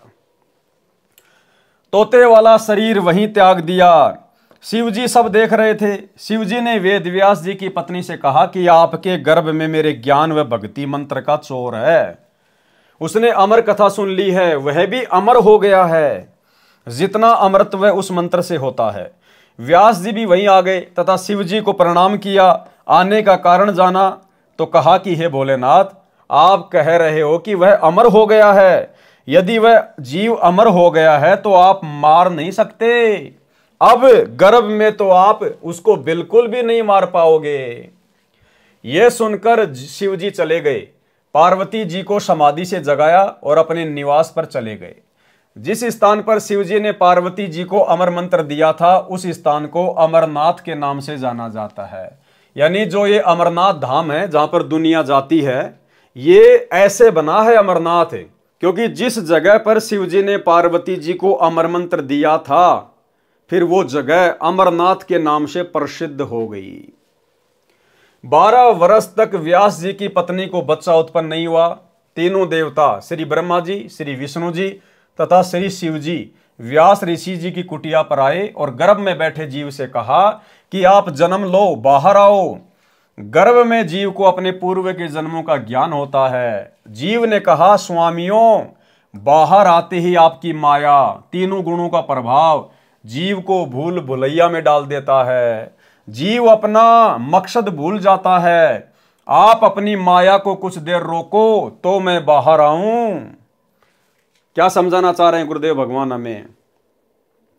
कि जब सुखदेव की आत्मा मां के गर्भ में थी और ब्रह्मा विष्णु महेश तीनों देवता आकर कहने लगे कि हे जीव, आप बाहर आ जाओ। अगर 12 वर्ष तक बच्चा मां के गर्भ में रहेगा तो आने वाले समय में माताएं दुखी हो जाएंगी। अब सुखदेव मां के गर्भ में, और मां के गर्भ में जीव को आगे पीछे सब पता होता है। और ये मनुष्य जन्म क्यों मिलता है? 84 लाख योनियों से भिन्न जो परमेश्वर ने हमें अपने जैसा रूप दिया है, नर नारायण दे, ये क्यों मिलता है? उस जीव को सब पता चल जाता है। और उसको ये भी पता चल जाता कि असंख्यों बार मेरे को मनुष्य जन्म मिले, स्त्री और पुरुष के। और जैसे ही हम बाहर आते हैं मां के गर्भ से, ये ब्रह्मा विष्णु महेश की माया हमें सब कुछ भुला देती है, जिस कारण से वो जीव मां के गर्भ से बाहर नहीं आ रहा था। यानी गुरुदेव हमें समझाना चाहते हैं इस सुखदेव ऋषि की कथा के माध्यम से कि इस मनुष्य जन्म का, चाहे स्त्री हो या पुरुष हो, इसका मेन मकसद केवल अपनी आत्मा का कल्याण करवाना है। और गुरुदेव समझाना चाहते हैं कि बच्चों, तुम्हारे ऊपर शुक्र मनाओ, कितनी बड़ी दया हुई, कितनी बड़ी मेहर हुई। लाखों प्राणी रोजाना जन्म लेते हैं और लाखों प्राणी रोजाना मर जाते हैं। ना उनको भक्ति का पता चलता, ना उनको सतगुरु का पता चलता, ना उनको मोक्ष का पता चलता, ना कोई आत्मज्ञान है, ना कोई परमात्म ज्ञान है। और शुक्र मनाओ कि परमात्मा ने तुम्हें मां के गर्भ से बाहर आने के बाद ब्रह्मा विष्णु महेश की माया ने जो सब कुछ भुला दिया था, तुम्हें कुछ भी याद नहीं था। आम दुनिया की तरह तुम भी उसी जोड़ जुगाड़ में लग गए 2 रोटी के चक्कर में, और तुम्हें सतगुरु ने आकर सब कुछ बताया, समझाया। तो शुक्र मनाओ। सुखदेव ऋषि को तो मां के गर्भ में भी सब कुछ पता था और मां के गर्भ से बाहर आने के बाद भी सब कुछ पता था। उसके बावजूद भी उसको सही रास्ता नहीं मिला, उसको सही भक्ति नहीं मिली, उसको तत्वदर्शी संत नहीं मिला और वापस काल के जाल में ही रहा। और गुरुदेव ने कहा कि वर्तमान में वो स्वर्ग में बैठा है और स्वर्ग से जब उसका समय पूरा होगा, वो पृथ्वी पर नीचे पटका जाएगा, 84 लाख योनियों में जाएगा।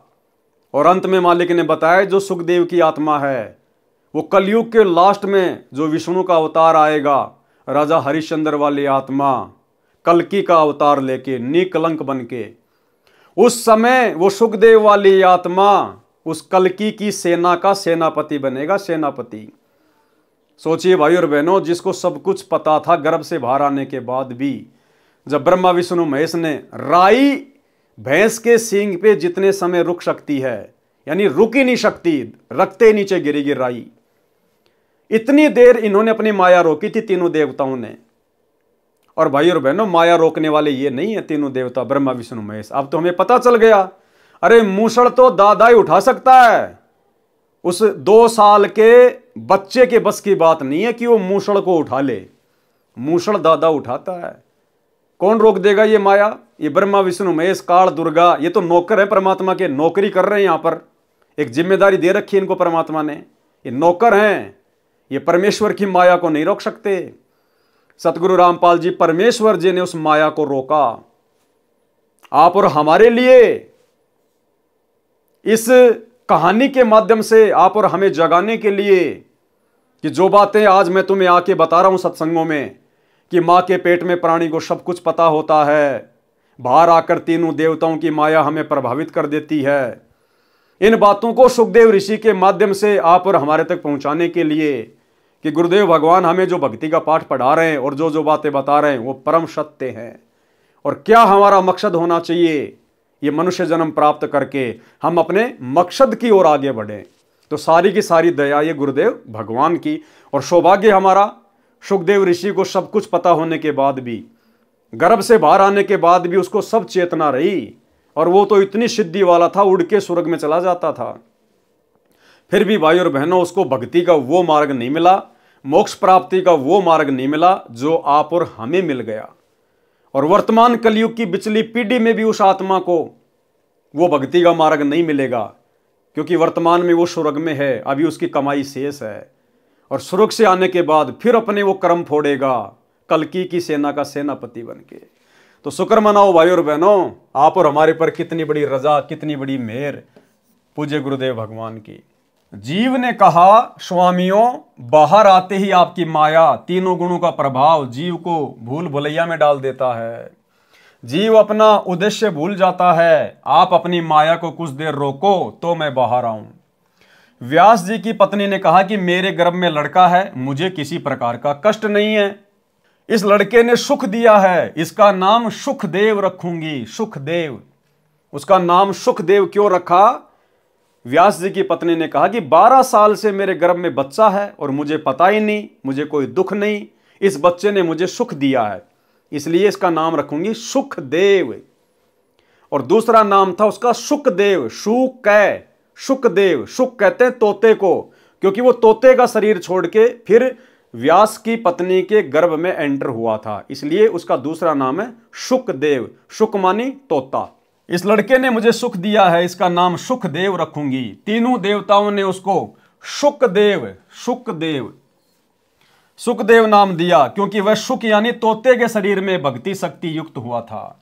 तीनों देवों ने कहा कि हे सुखदेव, हम अपनी गुण शक्ति को केवल इतनी देर तक रोक सकते हैं जितनी देर गाय या भैंस के सींग पर राई का दाना टिक सकता है। अब बताओ भाई और बहनों, ये तीनों गुणों की माया कितनी भयंकर है, आंधी की तरह चलती है। और कोई 6 महीने के बच्चे को यह कहे कि एरोप्लेन 40 की स्पीड पे दौड़ रही है और तू उसको एक क्षण के लिए रोक दे, जितना कि भैंस के सींग पे राई रखी जाए, वो बच्चा कभी सौपन में भी नहीं सोच सकता, सौपन में भी, कि 50 की स्पीड पर दौड़ रही एरोप्लेन को वो बच्चा रोक सकता है। तो भाई और बहनों, ये जो भी सारा का सारा जो विधान है, जो सिस्टम है, ये पूर्ण ब्रह्म परमेश्वर सारी सृष्टि के रचनहार सतगुरु रामपाल जी परमेश्वर जी ने चला रखा है। उनकी माया को वो ही रोक सकते हैं, वो ही चला सकते हैं, बाकी सब जीव हैं, निमित्त मात्र हैं, किसी की कोई औकात नहीं है। तो ये सारे खेल परमात्मा खेलते हैं। जितनी देर गाय या भैंस के सींग पर राई का दाना टिक सकता है, यानी रखते ही गिर जाता है। सुखदेव ने कहा कि ऐसा ही करो। तीनों देवों ने अपनी गुण शक्ति को एक क्षण यानी सेकंड के लिए रोका। सुखदेव गर्भ से बाहर आया, तीनों देव चले गए। उस समय में 93 यानी 93 अन्य बच्चों का जन्म हुआ। उन सबको तथा सुखदेव को अपने मकसद का ज्ञान रहा, यानी जो चेतना उनको मां के गर्भ में थी वो बाहर आने के बाद भी उनको चेतना रही कि मनुष्य जन्म क्यों मिलता है, और ये ब्रह्मा विष्णु महेश हमें यहां पर फंसा के रखते हैं। वे सब महान भगत संत सिद्ध बने, उनमें से 9 नाथ तो नाथ प्रसिद्ध हुए तथा 84 सिद्ध बने और एक सुखदेव ऋषि बना। सुखदेव के गर्भ से बाहर आते ही 12 वर्ष का शरीर बन गया। वह उठकर अपनी ओरनाल को, जो नली माता जी की नाभि से, बच्चे की नाभि से जुड़ी होती है, उसके माध्यम से माता के शरीर से बच्चे की परवरिश होती है। उसकी लंबाई लगभग 1.5 फुट तक होती है। अपने कंधे पर डालकर चल पड़ा। यानी सुखदेव ऋषि सूक्ष्म रूप में मां के गर्भ से बाहर आया। सूक्ष्म रूप में, योनि द्वार से नहीं आया, सूक्ष्म रूप से बाहर आया। और बाहर आते ही उसने अपना 12 साल के बच्चे का शरीर धारण कर लिया, क्योंकि उसमें सिद्धि आ गई थी वो अमर मंत्र सुनने से। ये विचार किया कि कहीं दूर जाकर काट फेंकूंगा। कारण यह था कि सुखदेव जी नहीं चाहते थे कि मेरा परिवार में मोह बढ़े और मैं भक्ति नहीं कर पाऊंगा। दूसरी ओर व्यास ऋषि ने कहा कि बेटा, हमने तेरे उत्पन्न होने की 12 वर्ष प्रतीक्षा की है, आप जाने की तैयारी कर रहे हो। हमने बेटे का क्या सुख देखा, आप घर त्याग कर ना जाओ। सुखदेव ने कहा, ऋषि जी, आप वेद शास्त्रों के ज्ञाता विद्वान होकर भी मोह के दलदल में फंसे हो, मुझे भी फंसाने का प्रयत्न कर रहे हो। मेरे को अपने पूर्व जन्मों का ज्ञान है। क्या कहा सुखदेव ने कि मेरे को अपने पूर्व जन्मों का ज्ञान है। अनेकों बार आप मेरे पिता बने, अनेकों बार मैं आपका पिता बना, अनेकों बार हमने 84 लाख प्राणियों के शरीरों में कष्ट उठाए। अब की बार मुझे मेरे लक्ष्य का ज्ञान है, मैं भक्ति करके अपना जन्म सफल करूंगा। लेकिन भाइयों और बहनों, वो सुखदेव की आत्मा अभी तक अपना जन्म सफल नहीं कर पाई और ना इस कलयुग में वो कर पाएगी। तो आप और हमारा सौभाग्य देखिए, हमारी किस्मत कितनी जबरदस्त है। इसलिए गुरुदेव भगवान कहते हैं कि बच्चों, तुम सारी प्रोसीजर को पार करके आ चुके हो। कितनी बार तुम सुखदेव भी बन चुके हो। सृष्टि कोई आज से थोड़ी चल रही है, गिनती नहीं है इतने पदम युगों से। आज हम ये सारी प्रोसीजर पार कर चुके हैं। 33 करोड़ देवी देवताओं की पोस्ट पे भी हम रह चुके हैं। ब्रह्मा विष्णु महेश की पोस्ट पे भी रह चुके हैं। देवराज इंद्र भी बन चुके हैं। अन्य साधु संत महात्मा 9 नाथ 84 सिद्ध, इनकी तो गिनती नहीं है। ये सारी प्रोसीजर पार करके आज हम फाइनल मोक्ष वाली स्टेज पे खड़े हैं, कलयुग की बिचली पीढ़ी में। इसलिए गुरुदेव कहते हैं कि बच्चों, आध्यात्मिक मार्ग अनुसार ब्रह्मा विष्णु महेश भी तुम्हारे सामने कुछ नहीं लगते, कुछ भी। उन्हें तो ना जाने अभी कितनी 84 भोगनी है, और तुम सारा कर्म दंड काट के आ चुके हो। अब यदि तुम अपनी गलती से अपना पैर फिसलाना चाहते हो तो बात अलग है, अन्यथा ये मोक्ष का सुनहरा मौका है। लेकिन काल भी भाइयों और बहनों इतनी आसानी से पीछा नहीं छोड़ता। वो भी पूरा जोर लगाएगा, और जोर लगा रहा है। आपने देख लिया गोहाना की गौशाला में किस प्रकार से हवन यज्ञ में जाकर सतलोक आश्रम वाले भंडारा लगा रहे हैं।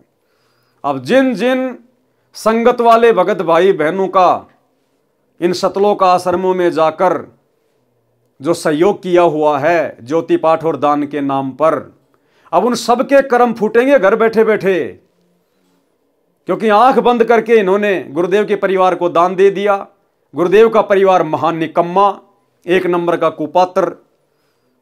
अब ये गौशाला का हवन यज्ञ या भंडारा, जाटों की धर्मशाला, धनाना गांव का स्टेडियम, गुंडों की सीबीआई जांच, आरक्षण में चंदा, ये अपने बहन बेटियों की सोने चांदी की ज्वेलरी बेच के थोड़ी काम करते हैं, अपने बाप दादाओं की जमीन बेच के थोड़ा ना भंडारे करवा रहे हैं। आप और हमारे जैसे भगत भाई बहनों का ज्योति पाठ और दान का पैसा हम तो देकर निफराम हो गए।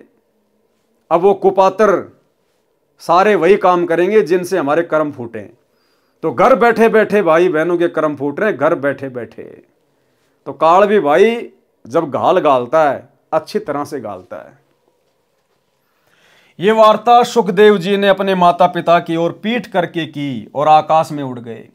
पूर्व जन्म की भक्ति से प्राप्त सिद्धि शक्ति बची थी, उससे उड़ गया। उसी के अभिमान से कोई गुरु नहीं किया। फिर श्री विष्णु जी ने अपने लोक वाले स्वर्ग से निकाल दिया और कहा कि यदि यहाँ स्थान चाहते हो तो राजा जनक मिथिलेश से दीक्षा लो और भक्ति करके आओ। सुखदेव जी ने वैसा ही किया। अब देखो भाइयों और बहनों, जब तक सतगुरु नहीं मिलता जीव अपनी तरफ से कभी अच्छा सोच ही नहीं सकता, अपने हित में कभी सोच ही नहीं सकता। यदि उसका हित हो रहा है तो उसके पिछले प्रारब्ध से होता है, उसको नुकसान हो रहा है तो भी उसके पिछले प्रारब्ध से होता है। उसमें अपना कोई ज्ञान नहीं होता जब तक जीव सतगुरु की शरण में नहीं आता। अब जब सुखदेव ऋषि माँ के गर्भ में था और ब्रह्मा विष्णु महेश कह रहे थे भैया बाहर आ जा बाहर आ जा, उस समय तो बड़ा ज्ञानी बन रहा था कि नहीं नहीं महाराज, अगर मैं बाहर आ गया तो आप लोगों का ये रजोगुण, तमोगुण, सतोगुण मुझे प्रभावित कर देगा, मैं सब कुछ भूल जाऊंगा। आप तो जीव को फंसा के रखते हो यहाँ पर। और जैसे बाहर आया उसके बाद उसी विष्णु जी के लोक में जा रहा है कि भगवान मुझे आपके लोक में रख लो। बताओ, उसी की जेल में जा रहा है। तो भाई और बहनों, ये उदाहरण केवल गुरुदेव भगवान ने आप और हमें समझाने के लिए, आप और हमारी बुद्धि के बंद दरवाजे खोलने के लिए, कि सुखदेव तो गया भाड़ में, लेकिन कम से कम आप लोग तो समझो, आप लोग तो शिक्षा लो।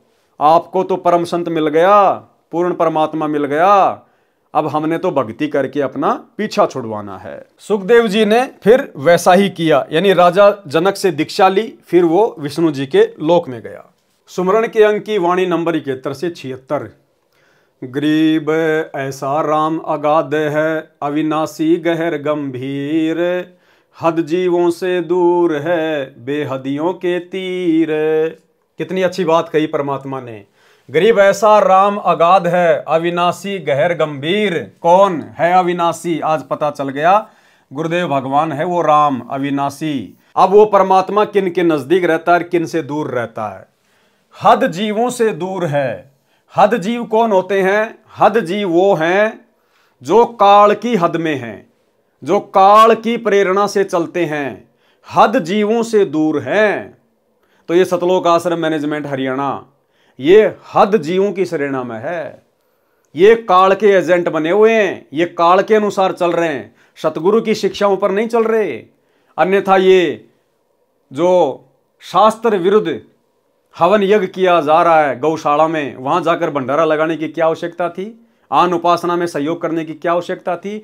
तो ये हद जीव हैं, ये काल की हद में हैं। तो वो अविनाशी परमात्मा सतगुरुदेव भगवान हद जीवों से दूर है और बेहदियों के तीर, और जो काल की हद से बाहर हो चुके हैं, जो सतगुरु की शरण में आ चुके हैं, मर्यादा में रह के भक्ति कर रहे हैं, वो उनके साथ में है। गरीब ऐसा राम अगाध है, अविनाशी गहर गंभीर, हद जीवों से दूर है, बेहदियों के तीर। गरीब ऐसा राम अगाध है, बेकीमत करतार, शेष सैंस फुन रटत हैं, अजून पाया पार। गरीब ऐसा राम अगाध है, अपरंपार अथा, उर्मे कीर्तन ख्याल हैं, मोले अलख अला। गरीब ऐसा राम अगाध है, निर्भय नीचल थीर, अनहद नाद अखंड धुनि, नाड़ी बिना शरीर। गरीब ऐसा राम अगाध है, बाजीगर भगवंत, निरसंद निर्मल देखिया, वार पार नहीं अंत। गरीब पार ब्रह्म बिना परख है, कीमत मोल न तोल, बिन वजन अनुराग है, बहुरंगी अनमोल। सरलार्थ, जो पूर्ण परमात्मा है वह ऐसा अगाध राम है, यानी सबसे आगे वाला, अगाध यानी सर्वोपरि, अविनाशी तथा गहर गंभीर, समुद्र की तरह शक्ति से भरा है। वह हद जीवों, अब हद जीव कौन होते हैं? जो काल की सीमा वाले हैं, उसी काल ब्रह्म पर आश्रित हैं, उन जीवों से दूर है, उनको उसका ज्ञान नहीं है। कैसे ज्ञान नहीं है? जैसे आज सतलोक आश्रम मैनेजमेंट हरियाणा को गुरु की शरण में आने के बाद भी गुरु का ज्ञान नहीं है, गुरु की मर्यादाओं का ज्ञान नहीं है, तभी तो सारे उल्टे कुकर्म कर रहे हैं। इसलिए उनको उस अविनाशी परमेश्वर से कोई लाभ प्राप्त नहीं होता। जो बेहद के हैं, यानी जिन्होंने उस असीम शक्ति युक्त परमात्मा को जान लिया है, वह परमात्मा उनके साथ है। वह परमात्मा पारस पत्थर की तरह अनमोल बेकीमत है।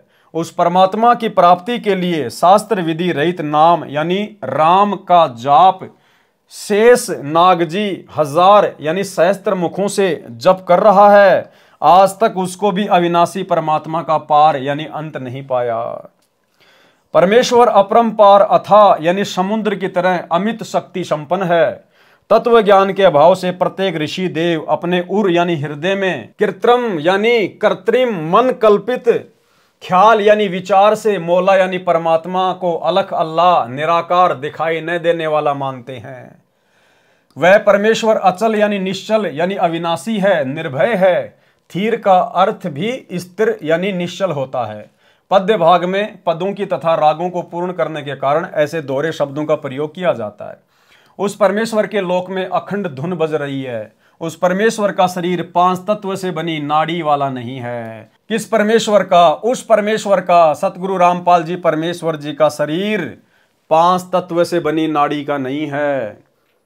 हम अपने गुरुदेव को सतगुरु कहते हैं, सतगुरु।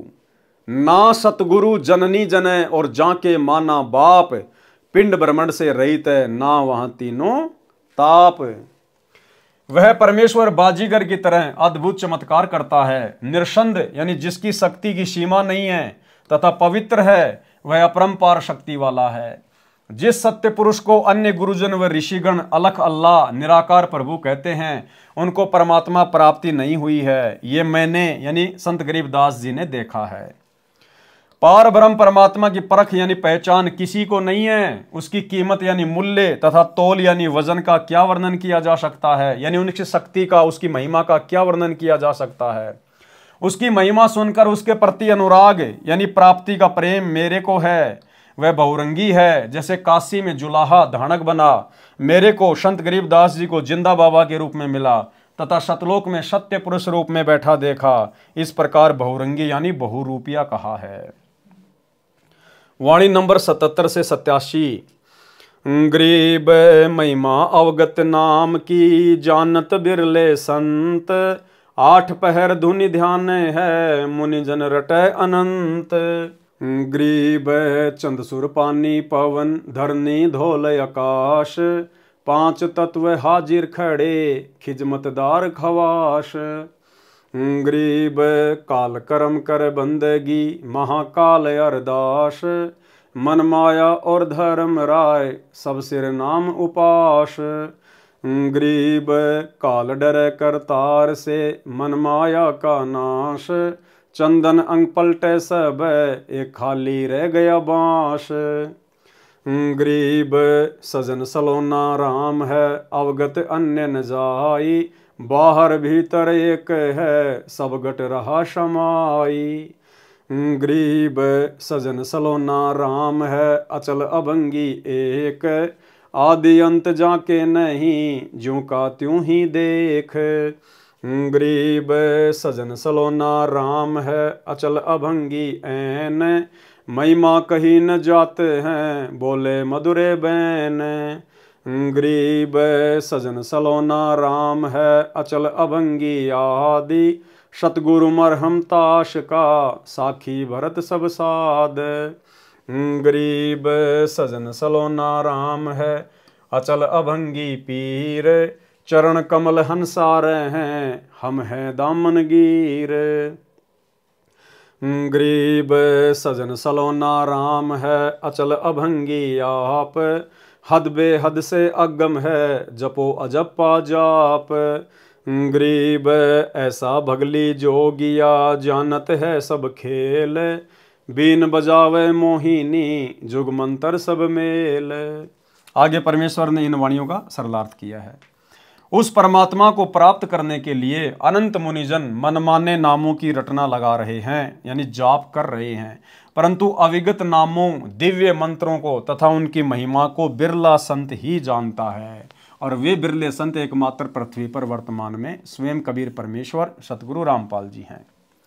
उस परमात्मा के आदेश से 5 तत्व आकाश, वायु, अग्नि, जल तथा पृथ्वी कार्य करते हैं। वे तो परमेश्वर कबीर जी की खिदमतगार यानी सेवा करने वाले सेवक दास हैं। उस परमेश्वर की बंदगी यानी प्रणाम करके नम्र भाव से स्तुति, ब्रह्मकाल, कर्म, दया की याचना करते हैं। ये काल भी उस परमेश्वर के आगे नतमस्तक है। और महाकाल, महाकाल कौन? अक्षर पुरुष।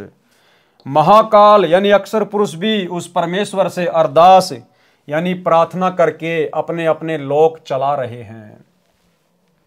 मन यानी काल ब्रह्म, माया यानी दुर्गा देवी और धर्मराय काल का न्यायाधीश, सबके सिर पर नाम उपासना है, यानी सबको भक्ति करना अनिवार्य है, तब उसका पद सुरक्षित रहता है। इसीलिए तो काल ने गीता अध्याय नंबर 18 श्लोक नंबर 64 या 65 में कहा है कि अर्जुन, मैं तुझे गुप्त से गुप्त बात बताता हूं कि मैंने तुझे जिस परमेश्वर के बारे में कहा ना, अध्याय 18 के श्लोक 62 में, कि उस अविनाशी परमेश्वर की शरण में जा, वो मेरा भी पूज्य देव है, मेरा भी इष्ट देव है। और यही बात यहां गुरुदेव लिख रहे हैं कि इस काल को भी अपना 21 ब्रह्मांड चलाने के लिए उसी परमात्मा की उपासना करनी पड़ती है। अक्षर पुरुष को भी अपने 7 संग ब्रह्मांड चलाने के लिए उसी कबीर परमेश्वर की भक्ति करनी पड़ती है। ये बात अलग है कि उनके पास में भक्ति का यथार्थ मार्ग नहीं है, लेकिन उनका इष्ट वो ध्यान उसी का धरते हैं। नोट, अक्षर पुरुष को महाकाल इसलिए कहा है क्योंकि जब इसका एक दिन, जो 1000 युग कहा है, पूरा होता है तो काल ब्रह्म दुर्गा सहित एक ब्रह्मांड का विनाश हो जाता है। सभी प्राणी अक्षर पुरुष के लोक में रखे जाते हैं। ज्योति निरंजन जब 21वें ब्रह्मांड में होता है उस समय यह भी महाकाल कहा जाता है। ज्योति निरंजन काल भी परमेश्वर कबीर जी से भय मानता है। उस परमेश्वर के दिव्य मंत्रों के जाप से मन में विकार उत्पन्न नहीं होते तथा माया का नाश हो जाता है, यानी सांसारिक पदार्थों का संग्रह करने वाला स्वभाव समाप्त हो जाता है। तो भाइयों और बहनों, अब आप विचार करो कि परमेश्वर के इन दिव्य मंत्रों का, जो दिव्य मंत्र परमेश्वर सतगुरु रामपाल जी ने आप और हमें दिए हैं, प्रथम नाम, शतनाम, या उनका तो सत्संग सुनना भी दिव्य मंत्र जैसा ही है। यानी गुरुदेव के सत्संगों को ध्यान से सुनना भी मंत्र जाप करने में ही आता है। अब बताइए भाइयों और बहनों, गुरुदेव के इन सत्संगों का, उनके दिव्य मंत्रों का प्रभाव किसके ऊपर हो रहा है? तीनों गुणों के प्रभाव से, माया के संग्रह करने से कौन भगत पीछे हट रहे हैं? किनको अपने आत्म कल्याण की चिंता सताने लगी है? मर्यादा तोड़ने से कौन डरते हैं? केवल साथ संगति से जुड़े हुए सत्सेवक भाई बहन। और यही कारण है कि गुरुदेव के इन मंत्रों के प्रभाव से, उनके आशीर्वाद से आज हम भाई बहन इन विकारों से दूर हो पाए हैं। तो ये पहचान है कि वर्तमान में यदि गुरुदेव भगवान किसी के ऊपर असीम प्रसन्न हैं तो केवल अपने सत्सेवक बच्चों के ऊपर प्रसन्न हैं। अन्यथा गुरुदेव के प्रसन्न हुए बिना आप और हम भाइयों और बहनों इन विषय विकारों से पीछे हटने की सोच भी नहीं सकते। सोच भी तो क्या कह रहे हैं परमात्मा? उस परमेश्वर के दिव्य मंत्रों के जाप से मन में विकार उत्पन्न नहीं होते तथा माया का नाश हो जाता है, यानी सांसारिक पदार्थों का संग्रह करने वाला स्वभाव समाप्त हो जाता है। जबकि सतलोक आश्रम मैनेजमेंट हरियाणा के जो मुख्य लोग हैं, बाकी संगत का तो क्या कहें जो इन आश्रमों में जाती है, देखा देखी में चल रही है, जो मुख्य लोग हैं, गुरुदेव का परिवार, कोऑर्डिनेटर, आश्रम संचालक, अभी तो इनकी बुद्धि पे पत्थर पड़े हैं। इनके ऊपर कोई मंत्रों का असर नहीं है, कोई गुरुदेव का इनको आशीर्वाद नहीं है, क्योंकि सबकी मर्यादा खंडित पड़ी है। तभी तो सारे कुकर्म कर रहे हैं। दुनिया वाले अपना शास्त्र विरुद्ध हवन यज्ञ कर रहे हैं, ये जाके वहां पर भंडारा लगा रहे हैं। दुनिया अपनी धर्मशाला बना रही है, ये जबरदस्ती जाके वहां समाज में ठेकेदारी ले लेते हैं कि तुम्हारा 5वां फ्लोर हम बनाएंगे। तो भाई और बहनों, इनके ऊपर ना कोई मंत्रों का असर है और ना इनके ऊपर सतगुरु का आशीर्वाद है, क्योंकि इनकी मर्यादा खंडित है। परमात्मा के अध्यात्म ज्ञान के प्रवचनों का प्रभाव अच्छी आत्माओं यानी पूर्व जन्म में शुभ संस्कारी प्राणियों पर ही पड़ता है। जो अन्य प्राणियों के शरीरों, कुत्ते, गधे, सूअर के शरीर को त्याग कर मानव शरीर प्राप्त करते हैं, उन पर सत्संग वचन का प्रभाव जल्दी नहीं पड़ता। तो ये गुरुदेव का परिवार, ये बड़े बड़े कोऑर्डिनेटर, ये भाइयों और बहनों 64 लाख वाली आत्माओं में नहीं है। ये तो अभी ताजा गधे, कुत्ते, सूअर के शरीर छोड़ के मनुष्य योनि में आए हैं। तभी तो सारे वही गधे, कुत्ते, सूअर वाले काम कर रहे हैं सारे के सारे। क्या कह रहे हैं परमात्मा? परमात्मा के अध्यात्म ज्ञान के प्रवचनों का प्रभाव अच्छी आत्माओं यानी पूर्व जन्म में शुभ संस्कारी प्राणियों पर ही पड़ता है। जो अन्य प्राणियों के शरीरों से, कुत्ते, गधे, सूअर के शरीरों को त्याग कर मानव शरीर प्राप्त करते हैं, उन पर सत्संग वचन का प्रभाव शीघ्र नहीं पड़ता। उदाहरण दिया है कि जैसे वन में चंदन के पेड़ होते हैं, उनके आसपास अन्य नीम, बबूल, आम, शीशम आदि वृक्ष भी होते हैं और बांस भी उगा होता है। चंदन की महक आसपास के अन्य पेड़ ग्रहण कर लेते हैं और चंदन की तरह खुशबूदार बन जाते हैं, परंतु बांस के ऊपर चंदन की महक का कोई प्रभाव नहीं पड़ता। तो भाई और बहनों, ये बांस के जैसे प्राणी हैं जो साध संगति से नहीं जुड़े हुए हैं, जो सतलोक आश्रम वाले हैं, ये बांस के जैसे प्राणी हैं। चंदन का पेड़ यहाँ कौन? हमारे गुरुदेव भगवान सतगुरु रामपाल जी परमेश्वर और अन्य जितने भी पेड़ हैं उनके आसपास में, हम जो उनके भगत हैं, हमारे ऊपर उनके वचनों का असर हो गया। हमें गुरुजी ने अपने जैसा बना लिया। कीट न जाने भृंग को, सतगुरु कर ले आप समान। लेकिन जो बांस होता है, बांस के ऊपर चंदन की महक का कोई असर नहीं होता। इसलिए परमात्मा कहते हैं कि काल को जीव कहीं नहीं माने, कोट सुने जो ज्ञाना, और जैसे लाख अग्नि में पिंगले बिछुड़ते काट समाना। करोड़ वर्ष करो संगत संतों की, पत्थर का जल में क्या बीज है। एक चंदन बन में रंग ला दे, पर बांस बिटंबी ना सीजे। और परमात्मा कहते हैं जैसे सर्प चंदन लिपटाई, तन भया शीतल पर विष नहीं जाई। तो भाई और बहनों, ये सतलोक आश्रम मैनेजमेंट हरियाणा वाले तो चंदन के पेड़ से लिपटे हुए सर्पों की भांति हैं। जब तक चंदन के पेड़ से लिपटे हैं, लोगों को लगता है कि सांप ने अपना जहर त्याग दिया, बड़ा शीतल दिखाई देता है। और जैसे उसको कोई हाथ लगाता है, तुरंत फण उठा के खड़ा हो जाता है। तो जब तक गुरुजी आश्रम में थे, तब तक तो हमारे को ये बड़े बड़े भगत, परम भगत दिखाई देते थे, एक नंबर के। और जैसे ही गुरुजी ने इनको अपने से दूर किया, आज देख लो इनके कुकर्म आप सबके सामने है 10 साल से। वाणी नंबर 81 से 87 तक एक जैसा ही ज्ञान है। परमेश्वर की महिमा सामान्य रूप में बताई है कि वह परमात्मा सज्जन यानी नेक मानव जैसा है, अविगत यानी दिव्य है, अन्यत न जाई, उसकी खोज में अनेकों स्थानों पर ना जाएं, उसकी प्राप्ति सतगुरु द्वारा होगी। उस परमात्मा की शक्ति बाहर यानी शरीर से बाहर तथा भीतर यानी शरीर के अंदर एक समान है। सबके घट यानी शरीर रूपी घड़े में रहा समाई यानी व्यापक है। यानी घट ही में गंगा, घट ही में यमुना, घट ही में है जगदीश, सतगुरु तारेंगे। अचल यानी स्तर, अभंगी यानी जो कभी ना टूटे यानी अविनाशी, वह तो एक ही प्रभु है, परम अक्षर ब्रह्म। कौन? परम अक्षर ब्रह्म। उसका आदि, आदि का मतलब जन्म अर्थात प्रारंभ, तथा अंत, अंत यानी मृत्यु नहीं है। वह तो सदा से ज्यों का त्यों ही दिखाई देता है। आप भी साधना करके उसे देख लो। तो हम भाई बहनों ने तो ज्ञान वाली दृष्टि से, दिव्य दृष्टि से अपने गुरुदेव भगवान को जान लिया, पहचान लिया कि सतगुरु आदि अनादि है, सतगुरु मद है मूल, और सतगुरु को सिजदा करूं एक पलक नहीं भूल। सतगुरु पूर्ण ब्रह्म है, सतगुरु आप अलेख, और सतगुरु ही रमता राम है, विचरण करने वाला, कभी जिंदा बाबा बन के, कभी संत रूप धारण करके, कभी शिशु रूप में। सतगुरु रमता राम है, इसमें मीन ना मेख, यानी सतगुरु स्वयं परमात्मा है, अलख अल्लाह है। उस अविनाशी सज्जन परमात्मा की महिमा संपूर्ण रूप से कोई नहीं कह सकता, क्योंकि वह अचल यानी स्तर तथा अभंगी ऐन यानी वास्तव में अविनाशी स्थायी परमात्मा है। वह जब मुझे संत गरीबदास जी को मिला था तो बहुत प्रिय भाषा बोली थी। मधुरे माने मीठे और बैन यानी वचन। उस अचल अभंगी राम का मरहम यानी गूढ़ ज्ञान केवल सतगुरु यानी तत्वदर्शी संत ही जानता है। इस बात के साक्षी सब साध यानी संत जन हैं। उस सज्जन सलोने शुभदर्शी यानी जिसके दर्शन से आनंद हो, अचल अभंगी राम जो पीर यानी गुरु रूप में प्रकट होता है। किस रूप में? गुरु रूप में प्रकट होता है, यानी गुरु ही परमात्मा होता है।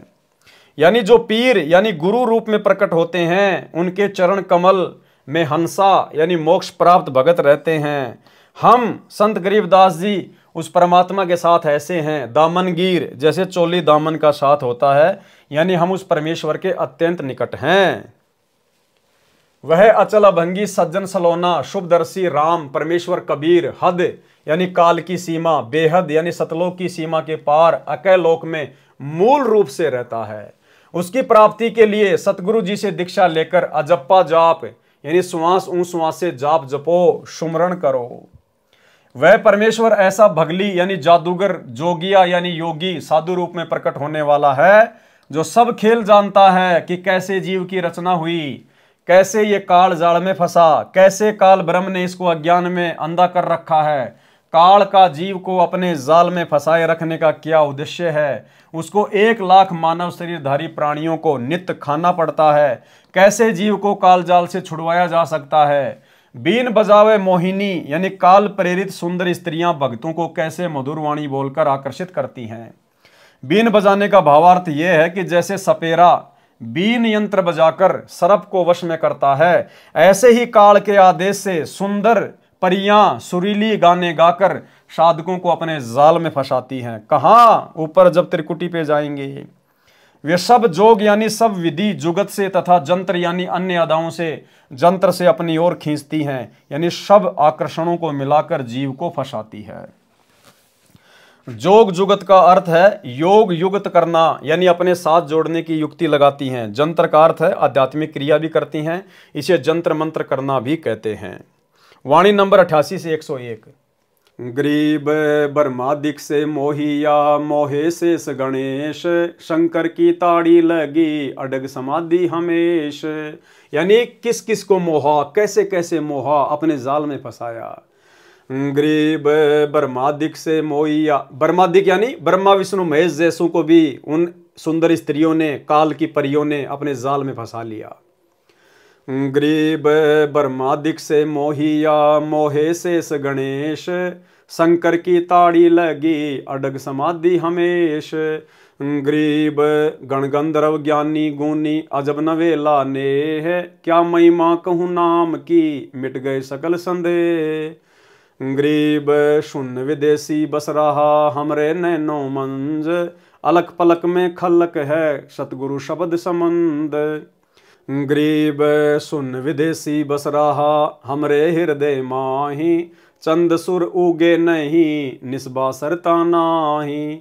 गरीब सुन विदेशी बस रहा हमरे त्रिकुटी तीर, शंख पदम छवि चांदनी बानी कोकिल कीर। गरीब सुन विदेशी रम रहा सहस कमल दल बाग, सोहम ध्यान समाधि धुनी तरती जन बैराग। गरीब सुमरण तब ही जानिए जब रोम रोम धुन होई, कुंज कमल में बैठ कर माला फेरे सोई।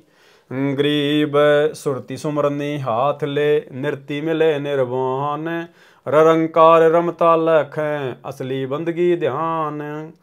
गरीब अष्टकमल दल सुनने है बाहर भीतर सुनने, रोम रोम में सुनने हैं जहाँ काल की धुन।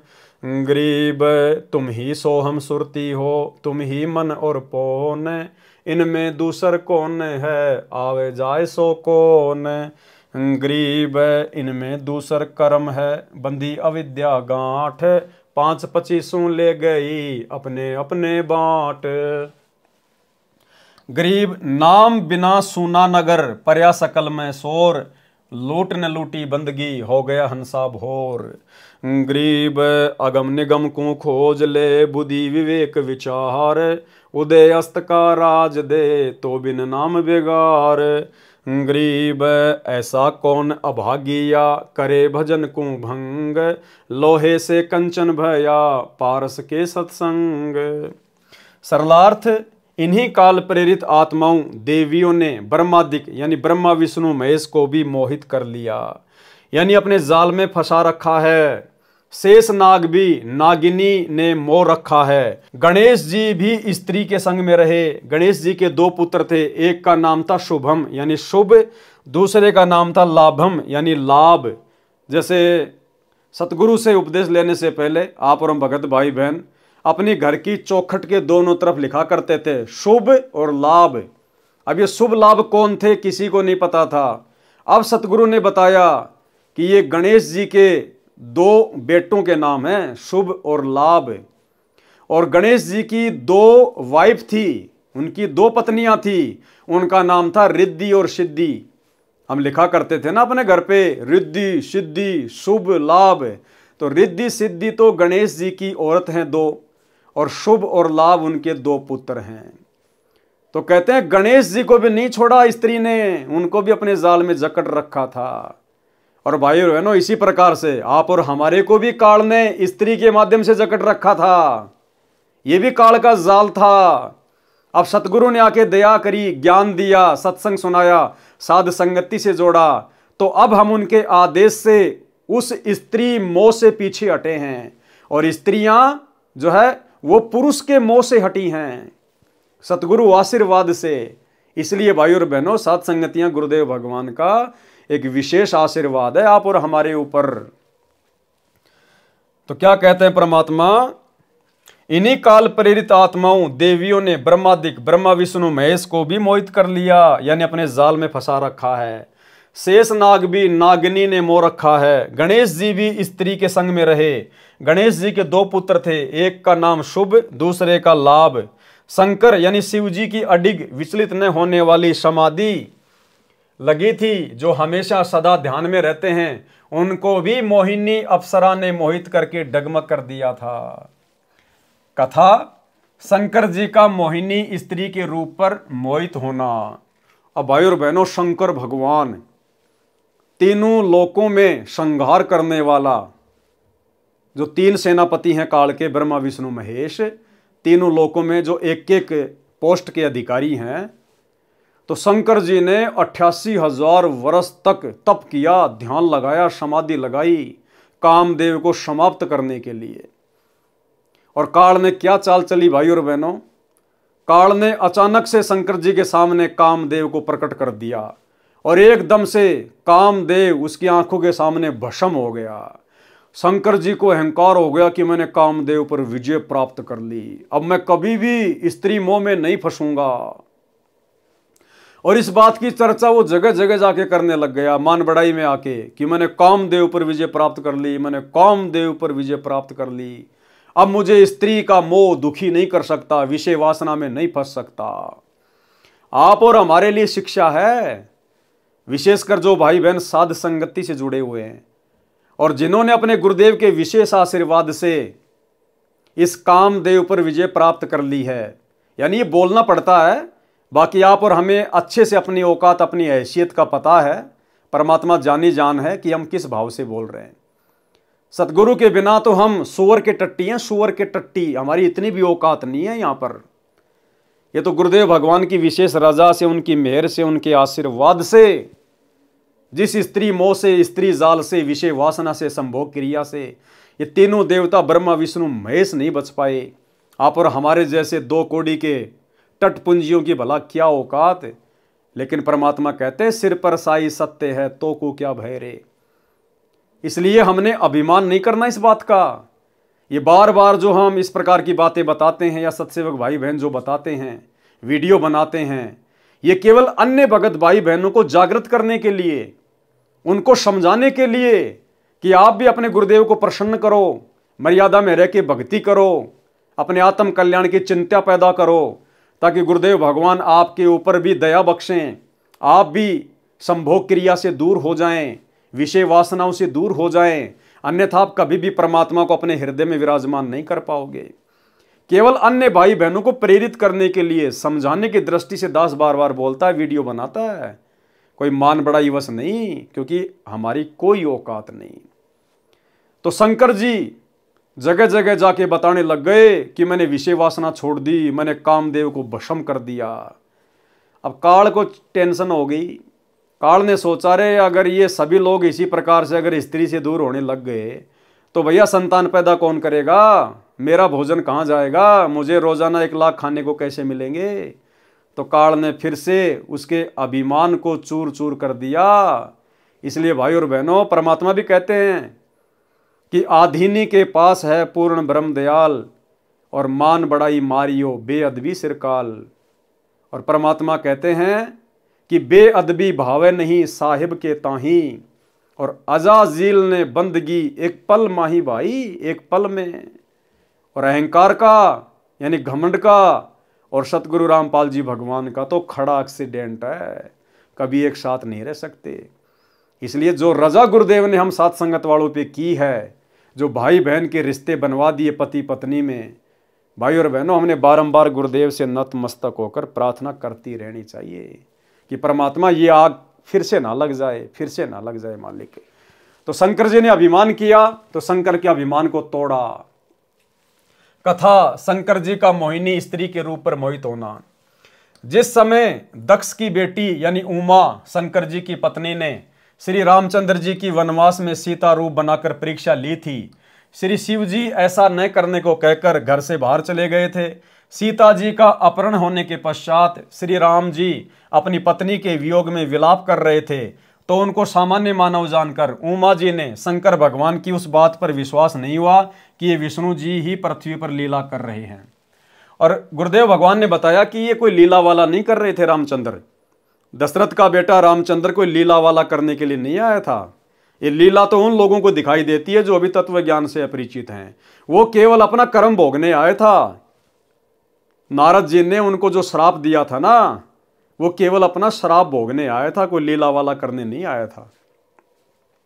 जब उमा जी सीता जी का रूप बनाकर श्री राम के पास गई तो वे बोले, हे दक्ष पुत्री माया, भगवान शंकर को कहां छोड़ आई? इस बात को श्री राम जी के मुख से सुनकर उमा जी लज्जित हुई और अपने निवास पर आई। शंकर जी की आत्मा में प्रेरणा हुई कि उमा ने परीक्षा ली है।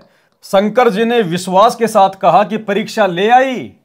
उमा जी ने कुछ संकोच करके भय के साथ कहा कि परीक्षा नहीं ली अविनाशी। शंकर जी ने सती जी को हृदय से त्याग दिया था, पत्नी वाला कर्म भी बंद कर दिया था, बोलना भी बंद कर दिया। तो सती जी अपने घर राजा दक्ष के पास चली गई। राजा दक्ष ने उसका आदर नहीं किया क्योंकि उसने शिव जी के साथ विवाह पिता की इच्छा के विरुद्ध किया था। राजा दक्ष ने हवन कर रखा था। कौन सा हवन? जो ये हरियाणा के गोहाना की दादा गोसाई गौशाला में चल रहा है। शास्त्र विरुद्ध हवन, मनमाना आचरण। राजा दक्ष ने हवन कर रखा था। हवन कुंड में छलांग लगाकर सती जी ने प्राणांत कर दिया था, यानी शरीर का अंत कर दिया था। शंकर जी को पता चला तो अपनी ससुराल आए। राजा दक्ष का सिर काटा, फिर उस पर बकरे का सिर लगाया। अपनी पत्नी के कंकाल को उठाकर 10,000 वर्ष तक उमा उमा करते हुए पागलों की तरह फिरते रहे। एक दिन भगवान विष्णु जी ने सुदर्शन चक्कर से उस कंकाल को टुकड़े टुकड़े कर दिया। विष्णु जी ने नहीं किया भाई और बहनों, ये तो परमात्मा अपने आप को छुपाते हैं। स्वयं कबीर परमेश्वर सतगुरु रामपाल जी ने उस कंकाल के टुकड़े टुकड़े किए सुदर्शन चक्कर से। उसके 52 टुकड़े हुए, जहां जहां भी गिरे वहां वहां यादगार रूप में मंदिर बनवाए गए, जो 52 द्वारे कहे जाते हैं। जहां पर धड़ गिरा वहां पर वैष्णव देवी मंदिर बना, जहां पर आंखें गिरी वह नैना देवी मंदिर बना, जहां पर जीभ गिरी वहां पर ज्वाला जी का मंदिर बना, तथा पर्वत से अग्नि की लपटें निकलने लगी। तब शंकर जी सचेत हुए तथा अपनी दुर्गति का कारण कामदेव सेक्स को माना। कामदेव वश हो जाए तो न स्त्री की आवश्यकता है और न ऐसी परेशानी हो, ये विचार करके हजारों वर्ष काम सेक्स का दमन करने के उद्देश्य से तप किया। एक दिन कामदेव उनके निकट आया और शंकर जी की दृष्टि से भस्म हो गया। शंकर जी को अपनी सफलता पर असीम प्रसन्नता हुई, लेकिन हमने भाई और बहनों मान बढ़ाई के हिसाब से प्रसन्नता जाहिर नहीं करनी। हमें प्रसन्नता तो है कि गुरुदेव भगवान ने हमारे ऊपर वो दया कर दी जो दया ब्रह्मा विष्णु महेश के ऊपर भी नहीं है, बड़े से बड़े साधु संत महात्माओं के ऊपर भी नहीं हुई। हमें केवल इस बात की प्रसन्नता होनी चाहिए कि मैं अब अच्छे से भक्ति करूंगा।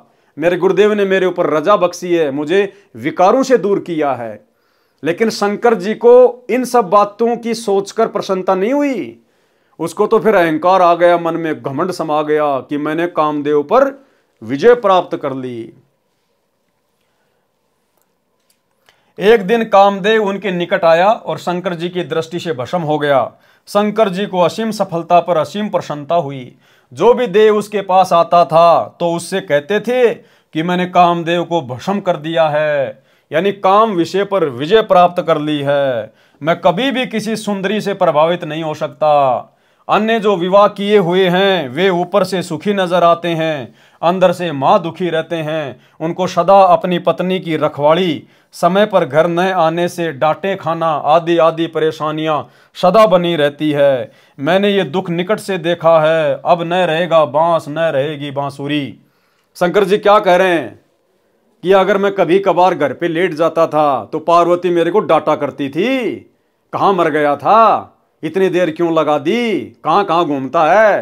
क्योंकि भाई और बहनों ये भी जीव ही हैं, ये भी जीव ही हैं। जैसे यहाँ पर किसी स्त्री को अपने पति पर शंका हो जाती है, कभी कभार घर पे लेट आता है तो डांट मारती है, कहाँ था, इतनी देर क्या कर रहा था, क्योंकि उसके मन में विचार आता है कि ये कुछ और कुक्रम तो नहीं करता। ऐसे ही वो पार्वती जी जब शंकर जी घर पे आते थे तो 100 सवाल करती थी, लेट सेट हो जाते थे तो कहाँ थे, इतनी देर क्या कर रहे थे? आज इतना टाइम क्यों लगा दिया? क्योंकि भाई और बहनों, हम सब जीव ही है। पी पुरुष परमात्मा केवल एक ही है, कबीर देव सतगुरु रामपाल जी भगवान, बाकी सब जीव है। ऐसे ही शंकर जी के घर में झगड़ा, ऐसे ही ब्रह्मा जी के घर में झगड़ा, ऐसे ही औरत को लेके विष्णु जी के घर में झगड़ा।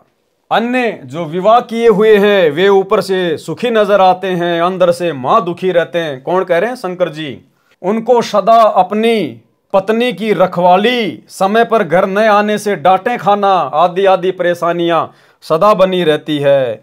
मैंने ये दुख निकट से देखा है। शंकर जी क्या कह रहे हैं कि मैंने ये दुख निकट से देखा है। अब न रहेगा बांस, न बजेगी बांसुरी। काल ब्रह्म को चिंता बनी कि यदि सब इस प्रकार स्त्री से घृणा करेंगे तो संसार का अंत हो जाएगा। मेरे आहार के लिए 1 लाख मानव कहां से आएंगे? इस उद्देश्य से नारद जी को प्रेरित किया। एक दिन नारद मुनि जी आए, उनके सामने भी शिव जी ने अपनी कामदेव पर विजय प्राप्त की कथा सुनाई। नारद जी ने भगवान विष्णु को यथावत सुनाई। श्री विष्णु जी को काल ब्रह्म ने प्रेरणा की, भाई की परीक्षा करनी चाहिए कि ये कितने खरे हैं। काल ब्रह्म की प्रेरणा से एक दिन शिव जी विष्णु जी के घर के आंगन में आकर बैठ गए। सामने बहुत बड़ा फलदार वृक्षों का बाग था, भिन्न भिन्न प्रकार के फूल खिले थे, बसंत जैसा मौसम था। श्री विष्णु जी शिव जी के पास आकर बैठ गए, कुशल मंगल जाना। फिर विष्णु जी ने पूछा, सुना है कि आपने काम पर विजय प्राप्त कर ली है? शिव जी बोले, हाँ, मैंने कामदेव का नाश कर दिया है। कुछ देर बाद शिव जी के मन में प्रेरणा हुई कि भगवान, मैंने सुना है कि सागर मंथन के समय आप जी ने मोहिनी रूप बनाकर राक्षसों को आकर्षित किया था। आप उस रूप में कैसे लग रहे थे? मैं देखना चाहता हूं। पहले तो बहुत बार विष्णु जी ने मना किया, परंतु शिव जी के हट के सामने स्वीकार किया और कहा कि कभी फिर आना, आज मुझे किसी आवश्यक कार्य से कहीं जाना है। ये कहकर विष्णु जी अपने महल में चले गए। शिव जी ने कहा कि जब तक आप वह रूप नहीं दिखाओगे मैं भी जाने वाला नहीं हूं। कुछ ही समय के बाद शिव जी की दृष्टि बाग के एक दूर वाले कोने में एक अप्सरा पर पड़ी, जो सुंदरता का सूर्य थी। इधर उधर देखकर शिव जी उसकी ओर चल पड़े। ज्यों ज्यों निकट गए त्यों त्यों वह सुंदरी अधिक सुंदर लगने लगी, और वह अर्धनग्न वस्त्र पहने थी। कभी गुप्तांग वस्त्र से ढक जाता तो कभी हवा के झोंके से आधा हट जाता। सुंदरी ऐसे भाव दिखा रही थी कि जैसे उसको कोई नहीं देख रहा है। जब शिवजी को निकट देखा तो शर्मा कर तेज चाल से चल पड़ी। शिवजी ने भी गति बढ़ा दी, स्पीड बढ़ा दी। बड़े परिश्रम के पश्चात तथा घने वृक्षों के बीच मोहिनी का हाथ पकड़ पाए। तब तक शिवजी का शुक्रपात हो चुका था। उसी समय सुंदरी वाला स्वरूप श्री विष्णु रूप बन गया। भगवान विष्णु जी शिव जी की दशा देखकर मुस्कुराए तथा कहा कि ऐसे उन राक्षसों से अमृत छीन कर लाया था। वे राक्षस ऐसे मोहित हुए थे जैसे मेरा छोटा भाई कामजीत, यानी शंकर जो अपने आप को कामजीत कह रहा था। विष्णु जी कह रहे हैं कि जैसे मेरा छोटा भाई कामजीत अब काम पराजित हो गया। शिवजी ने उसके पश्चात हिमालय राजा की बेटी पार्वती से अंतिम बार विवाह किया। पार्वती वाली आत्मा वही है जो सती जी थी। पार्वती रूप में अमरनाथ स्थान पर अमर मंत्र शिवजी से प्राप्त करके शिवजी की आयु तक अमर हुई। इस प्रकार वाणी में कहा है कि शंकर जी की समाधि तो अडिग न डिगने वाली थी, जैसा पौराणिक मानते हैं। वह भी मोहे गए, माया के वश हो गए। तो भाई और बहनों सोचो, जब ऐसे बड़े बड़े महापुरुष जिनके आगे आप और हमारी तो कोई औकात ही नहीं है, जैसे हाथी के सामने चींटी, जब अहंकार घमंड इनको ले डूबा तो फिर आप और हमारी क्या औकात है। यदि हमने जरा भी अहंकार किया तो, ऊपर मुंह करके चले तो यहाँ जो भी कुछ हो रहा है सतगुरु के आशीर्वाद से, सतगुरु की दया से, और हमने सतगुरु की दया को सतगुरु के आगे अधीन होकर, विनम्र होकर, क्योंकि वे अंतर्यामी हैं, कण कण के वासी हैं। उनका सीसीटीवी कैमरा 24 घंटे अंदर बाहर चलता है, उनसे कुछ नहीं छुपाया जा सकता। अंतर्यामी एक तुम आत्म के आधार, जो तुम छोड़ो हाथ तुम कौन उतारे पार। घट हिम गंगा घट हिम जमुना, घट हिम है जगदीश, सतगुरु तारेंगे। तो सतगुरु को तो आधीन भाव वाला भगत प्रसन्न है। गंधर्व एक मानव जाति जो गंधर्व गोत्र की है, तथा गण देवों के नौकर जैसे शिव के गण, गणेश तो है ही गणों का ईश, तथा ज्ञानी मुनि यानी विद्वान कहे जाने वाले ऋषि जी भी अजब नवेला नेह यानी सुंदर युवा स्त्रियों से अजब गजब का अनोखा प्यार करते हैं। यानी सब के सब देवी देवता ये सारे के सारे भाई और बहनों इसी काल के जाल में फंसे हुए हैं, इसी विषय वासना में जकड़े हुए हैं। संत गरीबदास जी कह रहे हैं कि उस निज नाम की क्या महिमा करूं जिससे सब संदेह यानी शंकाएं समाप्त हो गई, अर्थात सतलोक में जाने के पश्चात जन्म मरण तथा विकारों से पूर्ण रूप से पीछा छूट सकता है। सतलोक प्राप्ति मोक्ष की प्राप्ति निज नाम से होती है। वह निज नाम सार नाम मेरे गुरुदेव जी ने मुझे दिया, उस निज नाम की क्या महिमा करूं जिसने मेरा कल्याण कर दिया। जो शून्य विदेशी यानी आकाश में शून्य में निवास करने वाला परदेशी हमारी आंखों में बसा है, यानी आंखों का तारा है, उस अलख यानी अव्यक्त जो दिखाई नहीं देता कि पलक आंखों के ऊपर उगे बालों को पलक कहते हैं जो सेलियों के नीचे होती हैं। में खलक यानी संसार है, यानी उस परमेश्वर को भी संसार के सब जीव उतने ही प्यारे हैं, वह भी खलक को अपनी पलकों पर रखता है। यानी वो परमेश्वर अपनी आंख की जो ये पलक है इनके ऊपर पूरे संसार को समाये हुए हैं, असंख्य ब्रह्मांडों को। इतना समर्थ है वो परमात्मा जिनकी पलक के ऊपर सारी खलक मानी सृष्टि बसी हुई है। जाके अर्ध रूम पर सकल पसारा ऐसा पूर्ण ब्रह्म हमारा। सतगुरु के शब्द यानी मोक्ष करने वाले नाम को समझ और अपना कल्याण करा। परमेश्वर जो शून्य में रहने वाला परदेशी है वह हमारे हृदय में बसा है, यानी हम अपने परमेश्वर से बहुत प्यार करते हैं। जिस स्थान पर सतलोक में परमेश्वर रहते हैं वह स्वयं प्रकाशित है, जैसे हीरा स्वयं प्रकाशित होता है। वहां पर प्रकाश करने के लिए सूर्य की आवश्यकता नहीं है। वहां पर दिन रात यानी निस यानी रात्रि और वासर यानी दिन नहीं होते। वही परदेसी सत्य पुरुष त्रिकुटी में अन्य रूप में रहता है। त्रिकुटी कमल परम हंसपूर्ण सतगुरु समर्थ आप हैं। वही परदेसी सत्य पुरुष त्रिकुटी में अन्य रूप में रहता है। उस शरीर की शोभा शंख पद्मों की रोशनी जितनी है। सतलोक में परमेश्वर के एक रोम यानी शरीर के बाल की छवि करोड़ सूर्य तथा करोड़ चंद्रमाओं जितनी है। पद्म की रोशनी तो एक चंद्रमा जैसी ही होती है। यानी त्रिकुटी पर सत्य पुरुष कम तेज वाले शरीर में विद्यमान है। त्रिकुटी तीर का अर्थ है त्रिकुटी के किनारे, यहाँ तीर का अर्थ किनारा है। जैसे यमुना के तीर कृष्ण बंसी बजाई रे। उस परमेश्वर जी ने कोकिल कीर यानी कोयल पक्षी जैसी मधुरवाणी बोल बोलकर ज्ञान बताया था। उस परमेश्वर की सत्ता यानी आधिपत्य शैंस कमल हजार पंखुड़ी वाले कमल पर भी है, क्योंकि वह कुल का मालिक है, वासुदेव है। शैंसर कमल बाग का भावार्थ है कि जहां हजार ज्योतियों का बाग सा लगा है उस स्थान का मालिक वास्तव में सत्य पुरुष अविगत राम ही है। जैसे चक्रवर्ती सम्राट के अधीन सब राजा तथा उनके सुंदर नगर व निवास भी आते हैं, वे उसी के माने जाते हैं। उस परमेश्वर को प्राप्त करने वाले नामों में एक सोहम नाम भी है। अन्य मंत्र नाम भी हैं जिनको तरतीजन यानी क्रमवार बारी बारी एक के बाद दूसरा ऐसे तरतीवार दिया जाता है। सोहम नाम के जाप में ध्यान लगना ही संतों की समाधि है। इसी में धुन लगाते हैं, इसको शैद समाधि कहते हैं। यानी भाई और बहनों, गुरुदेव भगवान हमें यह समझाना चाहते हैं कि इस पूरे संसार का मालिक एकमात्र कबीर परमेश्वर सतगुरु रामपाल जी है। जिस प्रकार शरीर में हमारे ये कमल बने हुए हैं, मूल कमल से लेकर सहस्त्र कमल तक, उन सभी कमलों में परमेश्वर का ही निवास है, परमेश्वर का ही आधिपत्य है। ये देवता भी रहते हैं, लेकिन जैसे फूल में गंध रहती है, इस प्रकार से ओवरऑल कंट्रोल कबीर परमेश्वर सतगुरु रामपाल जी भगवान का ही रहता है। बाकी सब उनके व्यवस्थापक हैं, मैनेजमेंट वाले हैं, उनके नौकर हैं सब। सुमरण की महिमा। तो भाई और बहनों, आज के इस वीडियो में हम केवल इतना ही लेंगे। आज गुरुदेव भगवान के कर कमल से लिखित पवित्र पुस्तक मुक्ति बोध का हमने 8वें नंबर का वीडियो देखा। गुरुदेव भगवान के आशीर्वाद से बहुत कुछ हमें समझ में आया है। भक्ति मार्ग के नए नए रहस्य हमें पता चलते जा रहे हैं, जिसके चलते हमारा आत्मविश्वास बढ़ता है। भक्ति करने की जो प्रेरणा है वो प्रबल होती है। गुरुदेव भगवान में हमारा विश्वास बढ़ता है और हमें अपने आत्म कल्याण की चिंता होती है। और ये ज़रूरी है भाई और बहनों, क्योंकि भय बिना भक्ति नहीं हो सकती है। तो आज के वीडियो में केवल इतना ही। कल रात्रि 8 बजे सभी भाई बहन फिर से जुड़िए। तब तक गुरुदेव भगवान हम सबको आज्ञा दें, इजाज़त दें, आशीर्वाद दें। बंदी छोड़ सतगुरु रामपाल जी भगवान की जय हो।